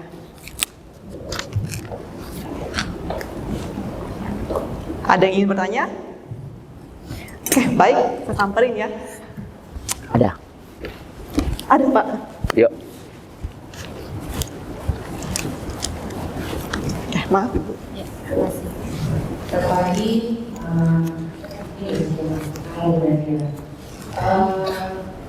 Pak, saya mau tanya. Tadi Bapak bilang kata-kata yang ngerti tidak, itu kan tidak banyak Pak. Kalau misalnya di dalam keluarga, terutama untuk bapak-bapak, suami, bicara sama anak Pak, selalu suka kamu paham nggak? Gitu. Apakah ini juga tidak baik juga Pak? Terima kasih. Oke. Satu pertanyaan dulu Pak. Coba diperjelas, kamu marah nggak gitu ya? Paham nggak gitu? Misalnya papanya jelasin ke anak gitu. Oke, baik. Akhirnya dia selalu bilang, kamu sudah paham nggak? Ya, baik. Terima kasih. Langsung saya jawab ya, biar banyak nanti mungkin ada yang mau diskusi. Oke, baik Pak. Ya. Kalau orang tua tanya kamu paham tidak, dia orang tua seperti ini, dia mulai mengajarkan anaknya untuk tidak menjadi orang yang menghargai orang lain. Nggak bagus, tidak salah. Saya, boleh saya kasih kesaksian ya. Putra saya kan cuma 1, ya kan, lagi kuliah nih sekarang. Om Tohut dapat beasiswa dari kampus, sehingga saya juga terpaksa membantu kampusnya promosi-promosi juga kan, beasiswa karena bapaknya selebgram katanya. Ya udahlah, saya syukuri. Sampai hari ini belum pernah saya bilang kepada anak saya dengan anak saya bahasa Inggris ya, dari sejak lahir soalnya. Do you understand that? Nggak pernah. Paling saya bilang, okay, just do it and then you will understand it. Ya kan? Kalau misalnya saya bilang, you understand? You're so stupid. Belum pernah. Kenapa? Karena saya tahu bahwa kalau saya melakukan itu, saya akan menurunkan sebuah karakter berkomunikasi tidak baik kepada dia yang akan dia teruskan kepada teman-teman dan lingkungannya serta kepada keturunannya. Betul nggak? Bahaya. Makanya saya nggak pernah bilang kayak gitu. Dia berkembang sendiri. Dia mau belajar sendiri. Memang dia memilihnya jurusan komunikasi juga ya. Bukan saya arahkan, dia sendiri memilih itu. Nggak pernah saya katakan itu. Nah, jadi kamu paham tidak? Jangan, nggak bagus. Sebaiknya begini. Ya, ini papa sudah jelaskan. Nah, udah mengerti ya nak ya. Nah, kalau gitu beda loh. Udah ngerti ya nak ya. Nah, nanti besok kamu kayak gini. Ini caranya seperti ini. Makanya Anda pernah nggak mendengar sebuah pepatah yang mengatakan, siapa namanya? Saya lupa namanya. Nanti kita cari lagi. Nat Tole atau siapa gitu mengatakan begini. Siapa? Pernah dengar nggak di seminar-seminar parenting? Anak yang diajari dengan caci maki, kelak dia akan belajar memaki. Anak yang diajari dengan cinta kasih, kelak dia akan mengasihi. Nah, saya tambahkan yang kalimat tadi. Anak yang diajari dengan cara keras seperti ini, kelak dia kemudian akan mengerasi orang lain seperti ini, gitu. Jadi nggak boleh sih, kalau saya bilang sih jangan. Sebaiknya, ya, sebaiknya seperti tadi. Papa sudah jelaskan nih, Mama udah jelaskan ya. Kamu kan pasti ngerti dong yang kayak gini kan. Sudah Bapak jelaskan dengan sangat mudah. Nah, itu boleh. Tapi kalau kamu paham nggak sama dengan yang tadi, ya kan? Ngerti nggak? Ngerti nggak? Nggak boleh. Saya lihat bos besar Saya pernah bertamu ke rumah orang, salah satu yang ada namanya di Google kalau dicari, orang paling kaya di Indonesia salah satunya, mengundang saya ke rumahnya. Nah, saya tidak boleh sampaikan di sini. Itu saya datang ke rumahnya, mobilnya pun saya pusing melihatnya, banyaknya dan mereknya saya nggak pernah lihat tuh mobil apa. Ya kan, begitu masuk ke rumahnya saya lihat, tapi dia dengan kami sopan. Dengan saya dengan satu teman profesor, kan kami dua. Saya calon guru besar, teman saya guru besar. Ngomongnya sopan, tapi ketika saya lihat dia berbicara dengan karyawannya, kamu ngerti nggak? Nggak ngerti kamu tanya ini sama Pak Ponijan nih, ngerti nggak kamu? Nah, saya sudah langsung tahu. Cuma ketika bicara berdua saya bilang, Bu, nggak boleh gitu Bu, caranya terlalu kasar, bahaya loh Bu, ya kan? Ya kalau nggak digituin nggak ngerti sih Pak. Orang ngerti kadang-kadang Bu, mungkin cara kita mungkin terlalu keras gitu, ngomongnya terlalu keras. Ya, jadi intinya seperti itu ya Bu ya. Suaminya ada nggak di sini? Sayang sekali. Kalau suaminya ada langsung berubah, kan? Minimal besok sudah. Kamu udah ngerti kan? Yang Bapak jelasin, nah udah beda, kira-kira gitu ya. Oke, saya kira itu ya. Mudah-mudahan menjawab pertanyaan. Terima kasih. Ya, Baik. Ada yang ingin bikin pertanyaan kembali? Oke. Ini suaranya di panggung kurang jelas karena nggak ada monitornya. Ini panitia mungkin kapan ini harus ada monitor speaker ke panggung jadi bisa jelas. Kalau tidak, saya mendengarnya dari sini gaung ya. Oke, silakan. Selamat siang Pak, mau minta Pak Ade ya Pak. Ya, boleh. Pak Ade mau nanya, kita kan ada ngajar olahraga. Bolehkah kita tanya member kita setelah selesai yoga, saya ada yoga kan, enak nggak? Boleh nggak itu tanya?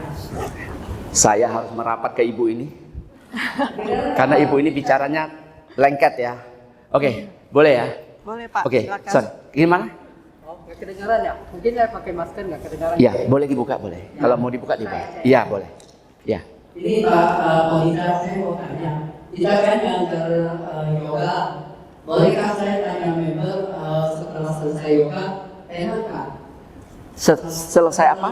Selesai yoga. Yoga. Oke, nanya apa Bu? Nanya enak nggak? Maksudnya Oh, setelah mengikuti pelatihan, enak nggak setelah ikut pelatihan yoga? Boleh nggak gitu? Oke, Ibu guru yoga? Oke, baik, terima kasih. Langsung saya jawab ya. Ya, baik. Kalau kita ikut pelatihan begini, boleh. Misalnya kalau Anda PD, Anda tanya boleh. Bagaimana Ibu Bapak ada masukan tidak untuk pelatihan kita hari ini? Ada masukan tidak? Ya jangan kemasukan-kemasukan ya Bu ya. Soalnya ada orang bilang kan ya, silakan Ibu Bapak yang mau kasih kemasukan-kemasukan. Masukan apa? Oke, boleh. Ibu sampaikan saja. Ibu Bapak hari ini kita sudah selesai pelatihan yoga. Mungkin ada yang mau memberikan masukan, boleh silakan. Enak tidak hari ini pelatihannya? Ya saya khawatir peserta kan nggak berani bilang nggak enak Bu. Ya nggak berani bilang nggak enak karena langsung yang nanya langsung instrukturnya. Seperti saya ngajar nih di kelas, nggak mungkin saya bilang gimana enjoy kan? Lu mau bilang nggak enjoy? Lu mau gagal sama nilai dari gua? Nggak berani. Tapi kalau ibu tanya hari ini apa ya masukannya? Nah pun itu saya tidak yakin ada yang berani kasih masukan. Kecuali ibu bilang gini, ini caranya pertanyaan bagus. Begini, ibu bapak saudara yang sudah selesai pelatihan hari ini, pelatihan yoga hari ini, nanti tolong email ya. Ada apa yang perlu kita tingkatkan, ada apa yang perlu kita perbaiki ya. Nanti kita akan perbaiki supaya menjadi lebih sempurna. Gitu boleh Bu? Karena kenapa? Orang kalau langsung di hadapan kita nggak berani dia. Tapi kalau dia menulis ya mungkin dia berani. Ya kan kalau tulis kan bisa. Dia apalagi anonymous kan. Sekarang di Instagram kan lagi musim tuh. Silakan tanyakan kepada saya tanpa nama. Ada nggak? Nah seperti itu aja. Tanpa nama dia kirim pertanyaan apa saja boleh. Kasih masukan apa saja boleh. Dengan begitu Bu, percaya saya Bu. Kalau Ibu sebagai instruktur yoga, kita sempurna karena kritikan orang. Betul tidak? Saya di panggung duduk, cara berdiri, cara berbicara, cara apa, itu karena kritikan orang. Dulu saya duduk, ketika duduk saya suka duduk angkat kaki, sudah angkat kaki goyang-goyang lagi. Lalu oleh teman saya dibilang, Pak, kakinya jangan goyang dong Pak, kan nggak enak dilihat mata. Oh ya maaf, baru saya sadar. Jadi gitu Bu ya, mudah-mudahan nanti peserta ibu nanti bisa memberikan masukan lebih banyak. Kalau caranya tertulis, kalau langsung susah dia biasanya, nggak berani dia. Pasti dia bilang, sama dengan gini Bu, Anda habis masak nih, sajikan makanan di meja. Habis makan kita berempat. Ibu tanya, enak nggak? Enak. Kan kira-kira sama kan? Tapi kalau ibu sebaiknya tunggu, ya kan? Ah, begini cara jawabnya, cara ngomongnya Bu, supaya ibu mau dapat masukan kami berempat kan tentang masakan ibu kan? Caranya gini, mudah-mudahan masakannya cocok ya. Titik. Komenlah nanti, apalagi yang kuning kan? Oh enak. Mudah-mudahan latihan kita hari ini menyenangkan ya Bu ya. Titik. Jangan nanya. Statement, pernyataan aja. Mudah-mudahan Saya kasih aku. ya, mudah-mudahan latihan kita hari ini menyenangkan. Titik. Nanti kan orang kasih komentar kan? Wih, menyenangkan sekali Bu. Saya jadi lebih segar, lebih ini gitu kan. Padahal ibu tidak bertanya, ibu kasih statement, kasih pernyataan. Orang pintar biasanya dia nggak tanya, dia kasih pernyataan aja. Mudah-mudahan bunga yang saya kirim hari ini berkenan di hati ibu ya, di hati bapak ya. Bagus sekali. Kepo Ciang. Orang kepo pasti langsung jawab. Iya kan? Betul tidak? Padahal kan saya nggak nanya. Ya kan? Ci Hochen pernah ngundang makan di mana itu Ci ya? Mudah-mudahan masakan itu, ya kan, makanannya enak. Saya langsung jawab, enak sekali. Ah, kalau enak sekali pakai gini, kalau enggak ya nggak pakai gini. Enak. Cukup gitu aja. Enak sekali, itu udah pakai ini, ya kan. Makanya orang komunikasi ketika dia bergerak dia sudah pasti ada artinya, ya kan. Nggak semua kayak gini dong, nggak begitu. Gitu ya, Bu ya.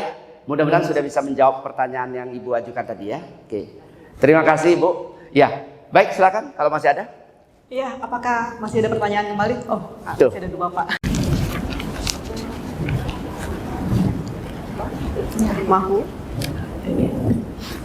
Mungkin boleh menyebutkan nama sih Bu kalau mau. Selamat siang. Saya mau tanya, kadang-kadang saya pernah ketemu yang bicara sama orang yang istilahnya congke. Ya, kadang-kadang kita tanya pertanyaan, dia jawabnya masih perempuan B, C, D, dan kadang-kadang tidak ada satu hal. Jadi saya sering minta dia, lama-lama saya juga nggak enak. Nanti dia merasa ini orang kok kurang apa gitu. Nah, gimana Oke, baik, ya baik. Kata Chonghe itu bahasa Jerman yang sudah dihokkienkan. Gini loh, saya kenapa ketawa? Karena saya kerap menghadapi orang begitu. Saya sampai hari ini masih tetap dengan sangat serius dan fokus mengajari istri saya sendiri. Istri saya sayang hari ini tidak bisa hadir ke sini karena lagi ada kegiatan. Putra saya juga lagi, kalau udah kuliah itu memang banyak kegiatan juga ya. Udah kuliah, kan istri saya punya kegiatan senam dengan teman-temannya juga kalau istri saya belum yoga, senam di komunitas itu, apartemen. Kan saya tinggalnya di apartemen Mediterania Tanjung Duren, gitu ya. Kami cuma bertiga kan. Nah, jadi istri saya kadang-kadang begitu modelnya. Tapi ini saya ceritakan dalam arti positif, sekarang udah berubah ya. Ketika saya tanya sesuatu ya, itu muter-muter dari terminal ke terminal. Akhirnya kita pusing, kita mau menuju kemana ini sekarang? Akhirnya saya bilang kayak gini, Mei, istri saya kan Ame ya, Mariana Taslim. Mei, kamu kalau diajak orang ngomong, kamu dengarkan pertanyaannya. Kenapa kamu jawabnya begitu? Karena kamu tidak menyimak pertanyaan. Begini caranya, saya bilang, gampang. Ini bisa untuk kita semua ya, termasuk saya. Kalau orang nanya, 1 tambah 1 berapa?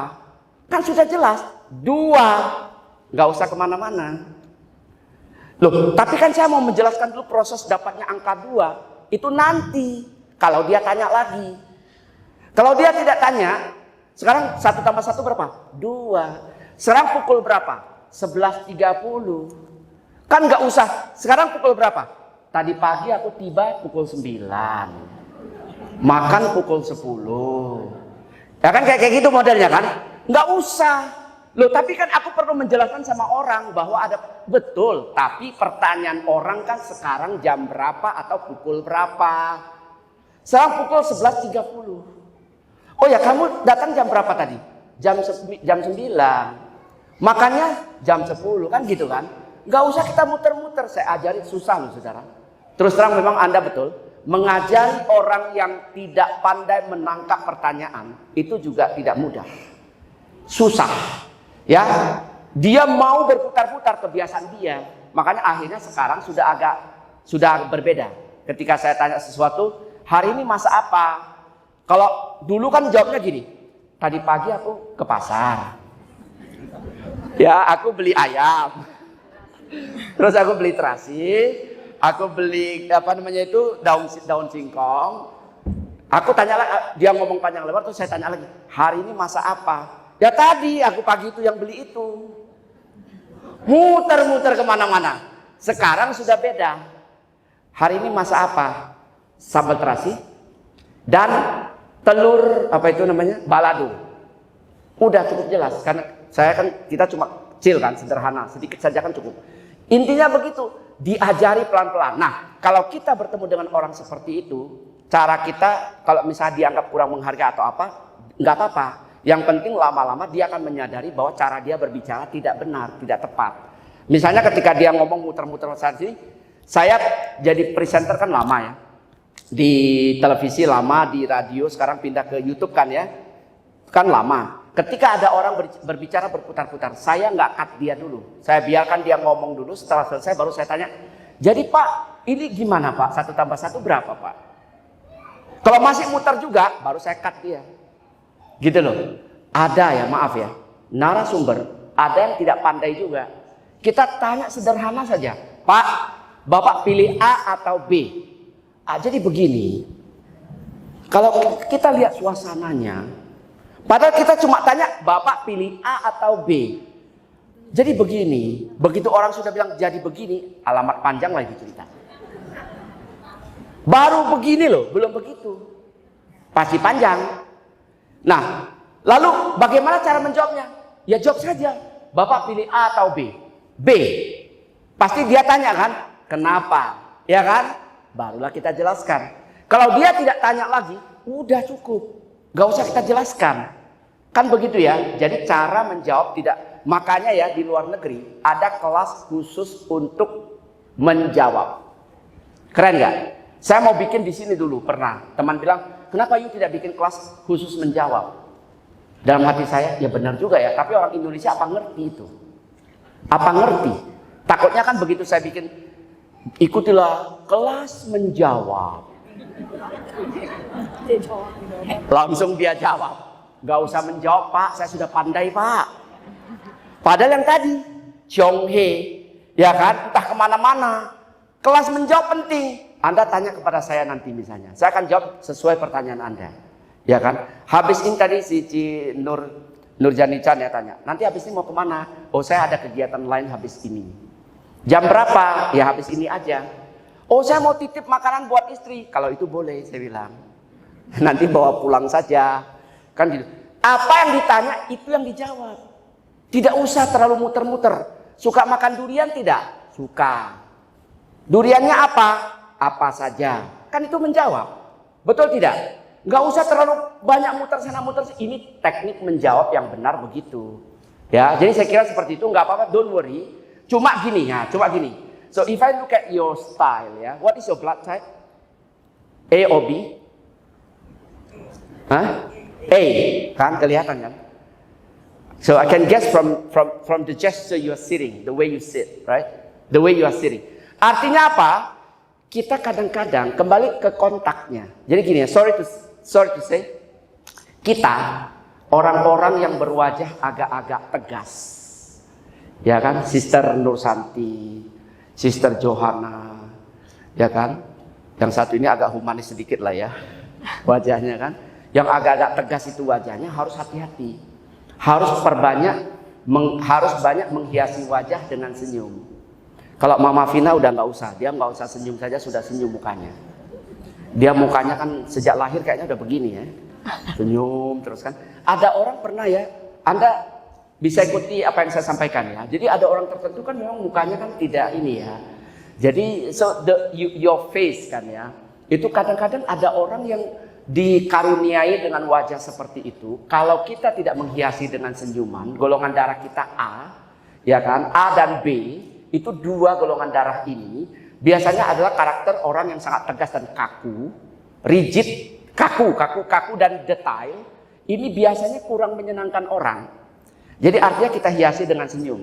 Nah, mungkin salah satu penyebab kenapa kita dianggap tadi kurang bagus ketika menegur orang lain, karena wajah kita tidak mendukung itu. Misalnya kita bilang, begini ya Bu ya, tadi seperti pembicaraan kita Bu, bagaimana pandangan Ibu tentang ini ya? Cara kita bertanya, ekspresi kita itu 55% kepentingannya tadi itu harus diperhatikan. Ya, jadi orang golongan darah A memang di situ kelemahannya yang harus kita tingkatkan. Gitu ya. Tapi kalau dia golongan darah O, siapa di sini yang golongan darahnya O? Nah, ini tipe-tipe orang yang mulutnya ember semua ini. Ini rata-rata ya, 90%. Kau cap persen ya, 90% itu biasanya wajahnya itu agak enak diajak ngobrol. Gitu loh. Karena orang O itu memang dia lebih enak diajak ngobrol. Tapi kalau dia A, coba A, siapa yang A? Nah, coba lihat yang A ini. Nah, tuh. Coba lihat A. Tuh, A. Mama Vina A kayaknya gua ragu ya. Coba dicek lagi besok ya. Coba besok dicek lagi ya, dicek lagi ke room kit sebentar aja kan. Setengah jam kan udah tahu hasilnya ya. Coba dulu saya yakin saya. Oke, sebentar. What do you think my blood type is? Apa kira-kira golongan darah saya? A itu tegas. B itu detail. Ya, bahasa Indonesianya detail. Saya ketika berbicara suka menggunakan bahasa Indonesia yang baik dan benar kan. AB itu sesuai arah mata angin. Kadang ke A, kadang ke B. Kemudian O, ini adalah orang yang hangat dan humoris. Saya mau tanya Anda, kira-kira menurut Anda saya golongan darahnya apa?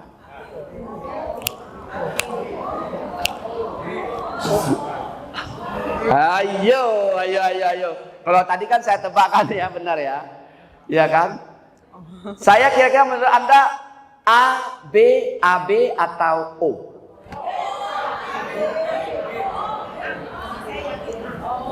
A. AB. Mana? Ada yang B. Ada yang B. Siapa yang berani? Siapa yang berani satu orang yang mengatakan Anda golongan darahnya ini, tapi kasih alasan. A. Kita ke tukang bunga dulu ya. Violi. Ya. Kenapa A, Ci? Tegas. Tegas? Ya. Punya dedikasi. Tegasnya udah masuk di sini. Iya. Kenapa? Menjadi humoris karena belajar. Oke. Semoga betul. Membangun diri ya. Oke, baik. Beliau bilang A. Saudara, satu ya, bahasa tubuh kontak tadi yang paling penting adalah mudah-mudahan bisa diikuti. Kalau Anda lagi berbicara dengan orang seperti ini, maka mata Anda nggak boleh ke yang lain. Karena ada orang ketika bicara matanya nggak bisa stay. Ya. Sebenarnya saya lagi ngomong sama Ci Violi ini kan mata saya entah kemana. Lihat sini. Nggak boleh. Jadi saya harus tetap fokus. Dan tolong diingat ya, yang boleh kita fokuskan itu hanya ujung rambut sampai ujung dagu. Di bawah dagu mohon ditatap pada lain kesempatan. Cukup sampai ujung dagu, kan ujung dagu. Perhatikan dan pindah-pindah. Kening, pipi, kiri kanan, dagu, ke rambut, ke mana. Di situ saja kita berpindah-pindah 15 detik secara teori pindah. 15 detik pindah. Seperti itu. Saya fokus. Belajar dari Presiden Amerika Bill Clinton. Bill Clinton itu sama Barack Obama sama ya. Ketika di ruang kepresidenannya menerima tamu, itu berhadapan dengan satu tamu, ajudannya sudah masuk keluar, mau kasih tahu waktunya habis, dia tidak pernah berikan perhatian kepada ajudan, tapi kepada tamunya. Lalu wartawan pernah tanya gini, Pak Presiden, kenapa Anda bisa begitu fokus sama orang yang ada di hadapan Anda dan Anda tidak memedulikan orang yang ada di sekitar? Apa jawabnya Barack Obama dan Bill Clinton? Beliau berdua kira-kira jawabannya lebih kurang lah ya, sama ya. Beliau menjawab begini, karena orang paling penting di hadapan, orang paling penting saat saya bicara adalah orang yang ada di hadapan saya. Bukan yang berseliweran keluar masuk ruangan, bukan, tapi orang yang ada di hadapan saya gitu. Ya, itu ya. Jadi fokus saja. Anda mau prospecting orang, insurance kah, MLM kah, usaha apakah, usahakan begitu, fokus. Maka supaya Anda bisa fokus, ikuti saran saya. Tamu Anda janji di kafe, pintu masuk di sana, itu pintu masuk. Usahakan Anda yang duduk menghadap ke pintu sana. Jadi Anda yang duduk ke sana, itu pintu sana. Tamu Anda dudukkan hadap ke tembok belakang. Supaya apa? Tidak ada pemandangan. Kalau dia yang Anda dudukkan di sini, maka saya bisa memastikan barangkali bisa terjadi matanya liar. Betul tidak? Dia bisa lihat setiap kali orang. Manusia itu rasa ingin tahunya tinggi kan? Setiap orang masuk pasti dia lihat itu siapa sih gitu. Maka tamu Anda dudukkan menghadap ke belakang, Anda menghadap ke depan, karena Anda yang berkepentingan tidak mungkin mata Anda liar. Itu maksudnya. Pasti Anda akan fokus. Sementara dia kalau dia mau gini-gini terserah, kan kita nggak bisa ngatur dia. Jelas ya? Nah kira-kira seperti itu. Oke, baik, terima kasih jawabannya. Nanti saya simpan dulu sebentar. Belum saya bilang benar ya? Belum ya? Siapa lagi tadi yang mau jawab? Golongan darah? Apa? Apa? B. Iya. Oh mau nanya. Yang golongan darah lain siapa tadi? Siapa yang bilang saya A? Satu sudah tadi. Yang bilang saya B? Mari. Boleh nggak saya tanya? Boleh ya? Iya. Kenapa saya golongan darahnya B? Silakan. Pertama, Bapak tegas, Tegas. detail, menjelaskan segalanya dengan detail. Oke, baik. Terima kasih. B. 1 O. Ada nggak yang O di sini? Yang milih saya O. O. Coba ya, teman kita dia tidak cari komunitas berarti ya. O. Kenapa? Why?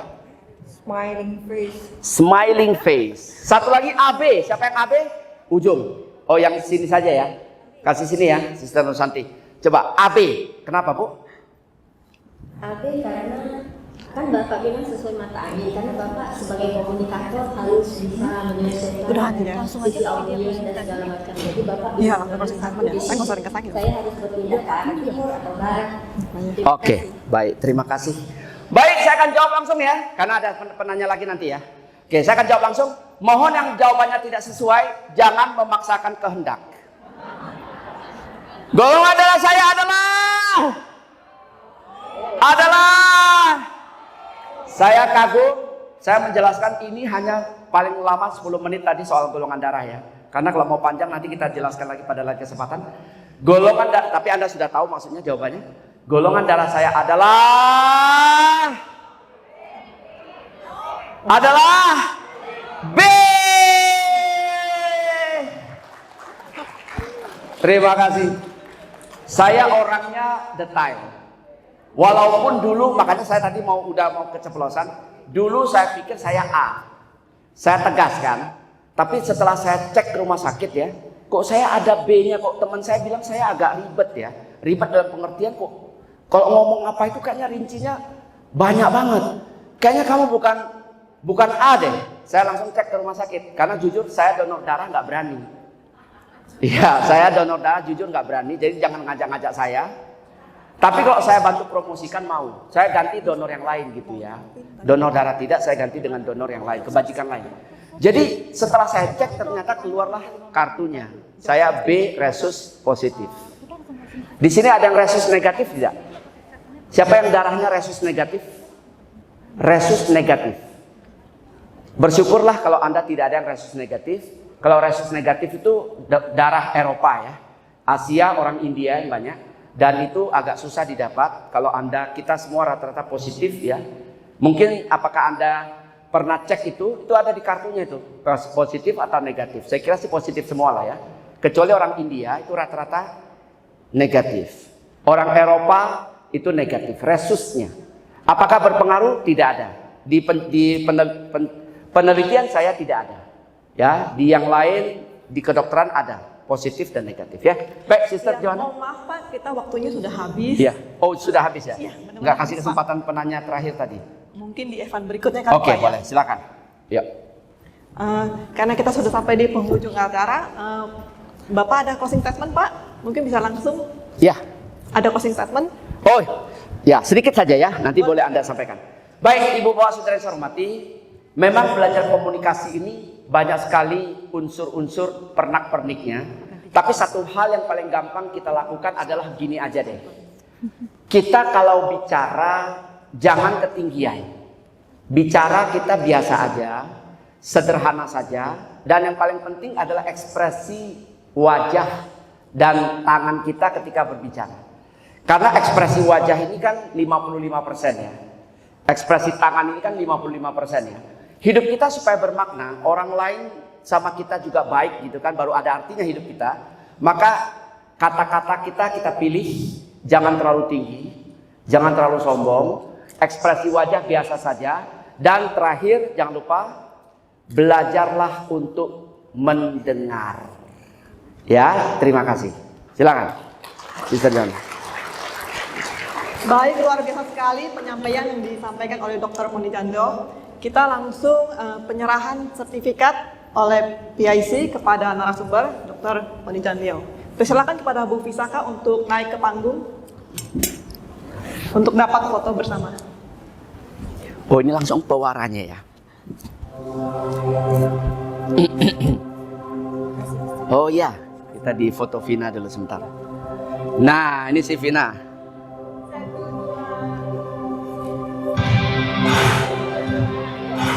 Oke, terima kasih. Oh ya, Ibu, mari Ibu. Saya pegang gini berarti ya. Ya, mari yuk. Ya. Ya Bu.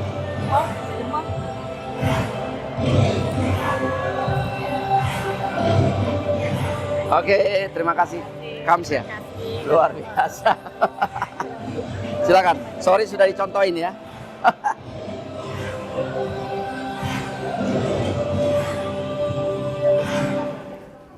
Baik, berikutnya kita acara Dana Paramita yang akan dibantu oleh Ci Ian. Terima kasih semua, Bapak-Bapak, terima kasih banyak. Silakan kepada baiklah, Bapak Ibu hadirin sekalian, mari kita lagi kita pada hari ini dengan berdana Banyak amat ini apa nih? Luar biasa sekali ya Dr. ya. Baru diceritain. Dari sini kita sudah bisa berkomunikasi dengan baik. Terima kasih banyak. Mari operator kita berdana Paramita. Oh ya, perdana.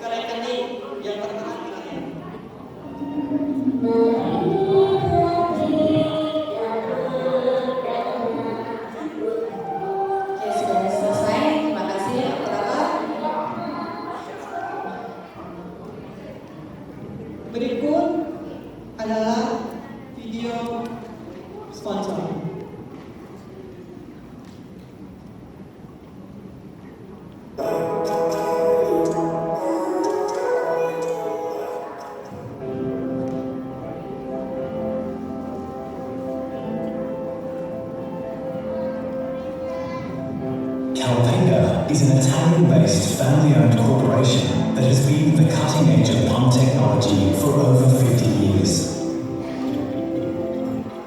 Today, we are an international business operating throughout Europe, Asia, Africa, South America, and Australia. The secret to our success is a dedication, not only to technology and research, but to our people, their families, and the community. To this, we add a vertically integrated production system, allowing us to control quality levels from metal casting all the way through to the product final assembly and testing. This unique approach to business underpins the quality, reliability, and unsurpassed customer service for which Calpeda is renowned. It also gives us the ability to react quickly to changing demands in multiple markets and flexibility in meeting customer needs. A process of continuous technological improvement drives our development. It's a best practice principle known as Kaizen, and it includes total quality control over products and equipment, zero tolerance for defects, just-in-time production, and a belief in the value of employees' input. The result is an extreme level of customization. There are no one-size-fits-all solutions at Calpeda. Our state-of-the-art manufacturing facilities in Italy produce over 2,000 unique types of pump.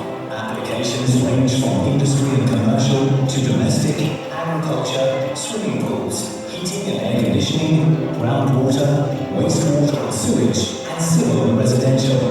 Each pump is purpose-built for the task it must perform, and customized to meet the demands of the market in which it will operate, such as the extreme temperature and dust conditions of the outback to the high humidity of the tropics. So, our customers can always be assured of the right pump for the right job. Leading-edge technology, customized solutions, unsurpassed customer service. Calpeda, tailor-made pumps for life.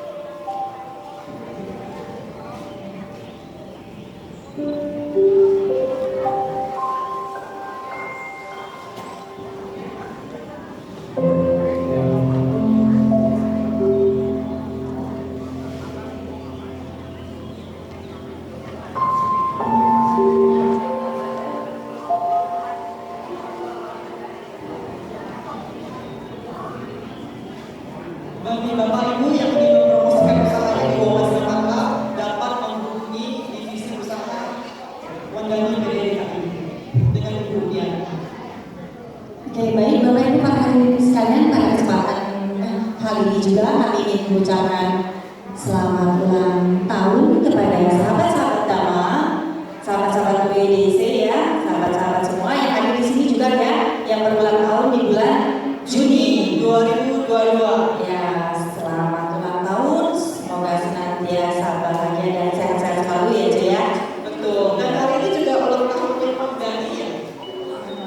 Iya, betul. Kita dikabari pagi ini, hari ini juga ulang tahunnya Pak Dani. Oke, semoga sehat selalu ya, kita bisa menampilkan acara-acara yang bermakna ya, yang bermakna terus. Oke, selamat ulang tahun buat Mandani dan juga selamat ulang tahun buat sahabat-sahabat semua yang berulang tahun Di bulan Juni 2022. Baik, terima kasih. Sepertinya kita sudah di ujung acara. Betul.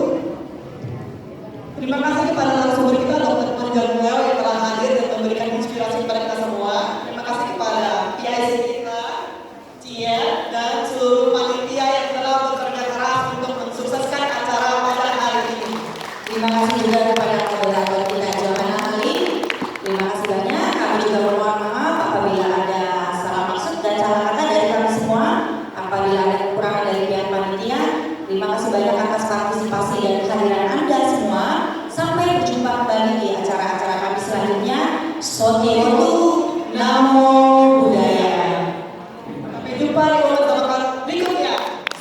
Bapak Ibu, pihak panitia akan membagikan makan siang. Kami mohon kerjasamanya dengan baik untuk menjaga kebersihan ruangan kita ya.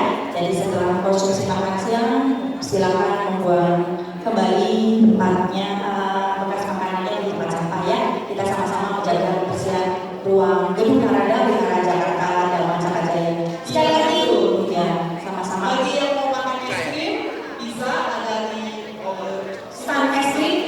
itu di pojok sebelah kiri. Es krim gelato. Enak sekali. Siang-siang ya makan es krim. Iya betul. Ya, selamat menikmati Bapak Ibu semuanya. Sampai jumpa. Terima kasih.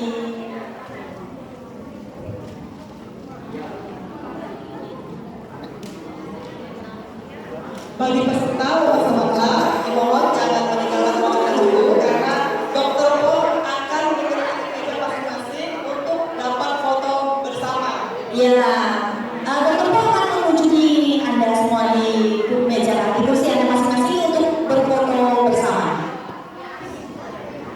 Jadi silakan untuk tetap di tempat Anda.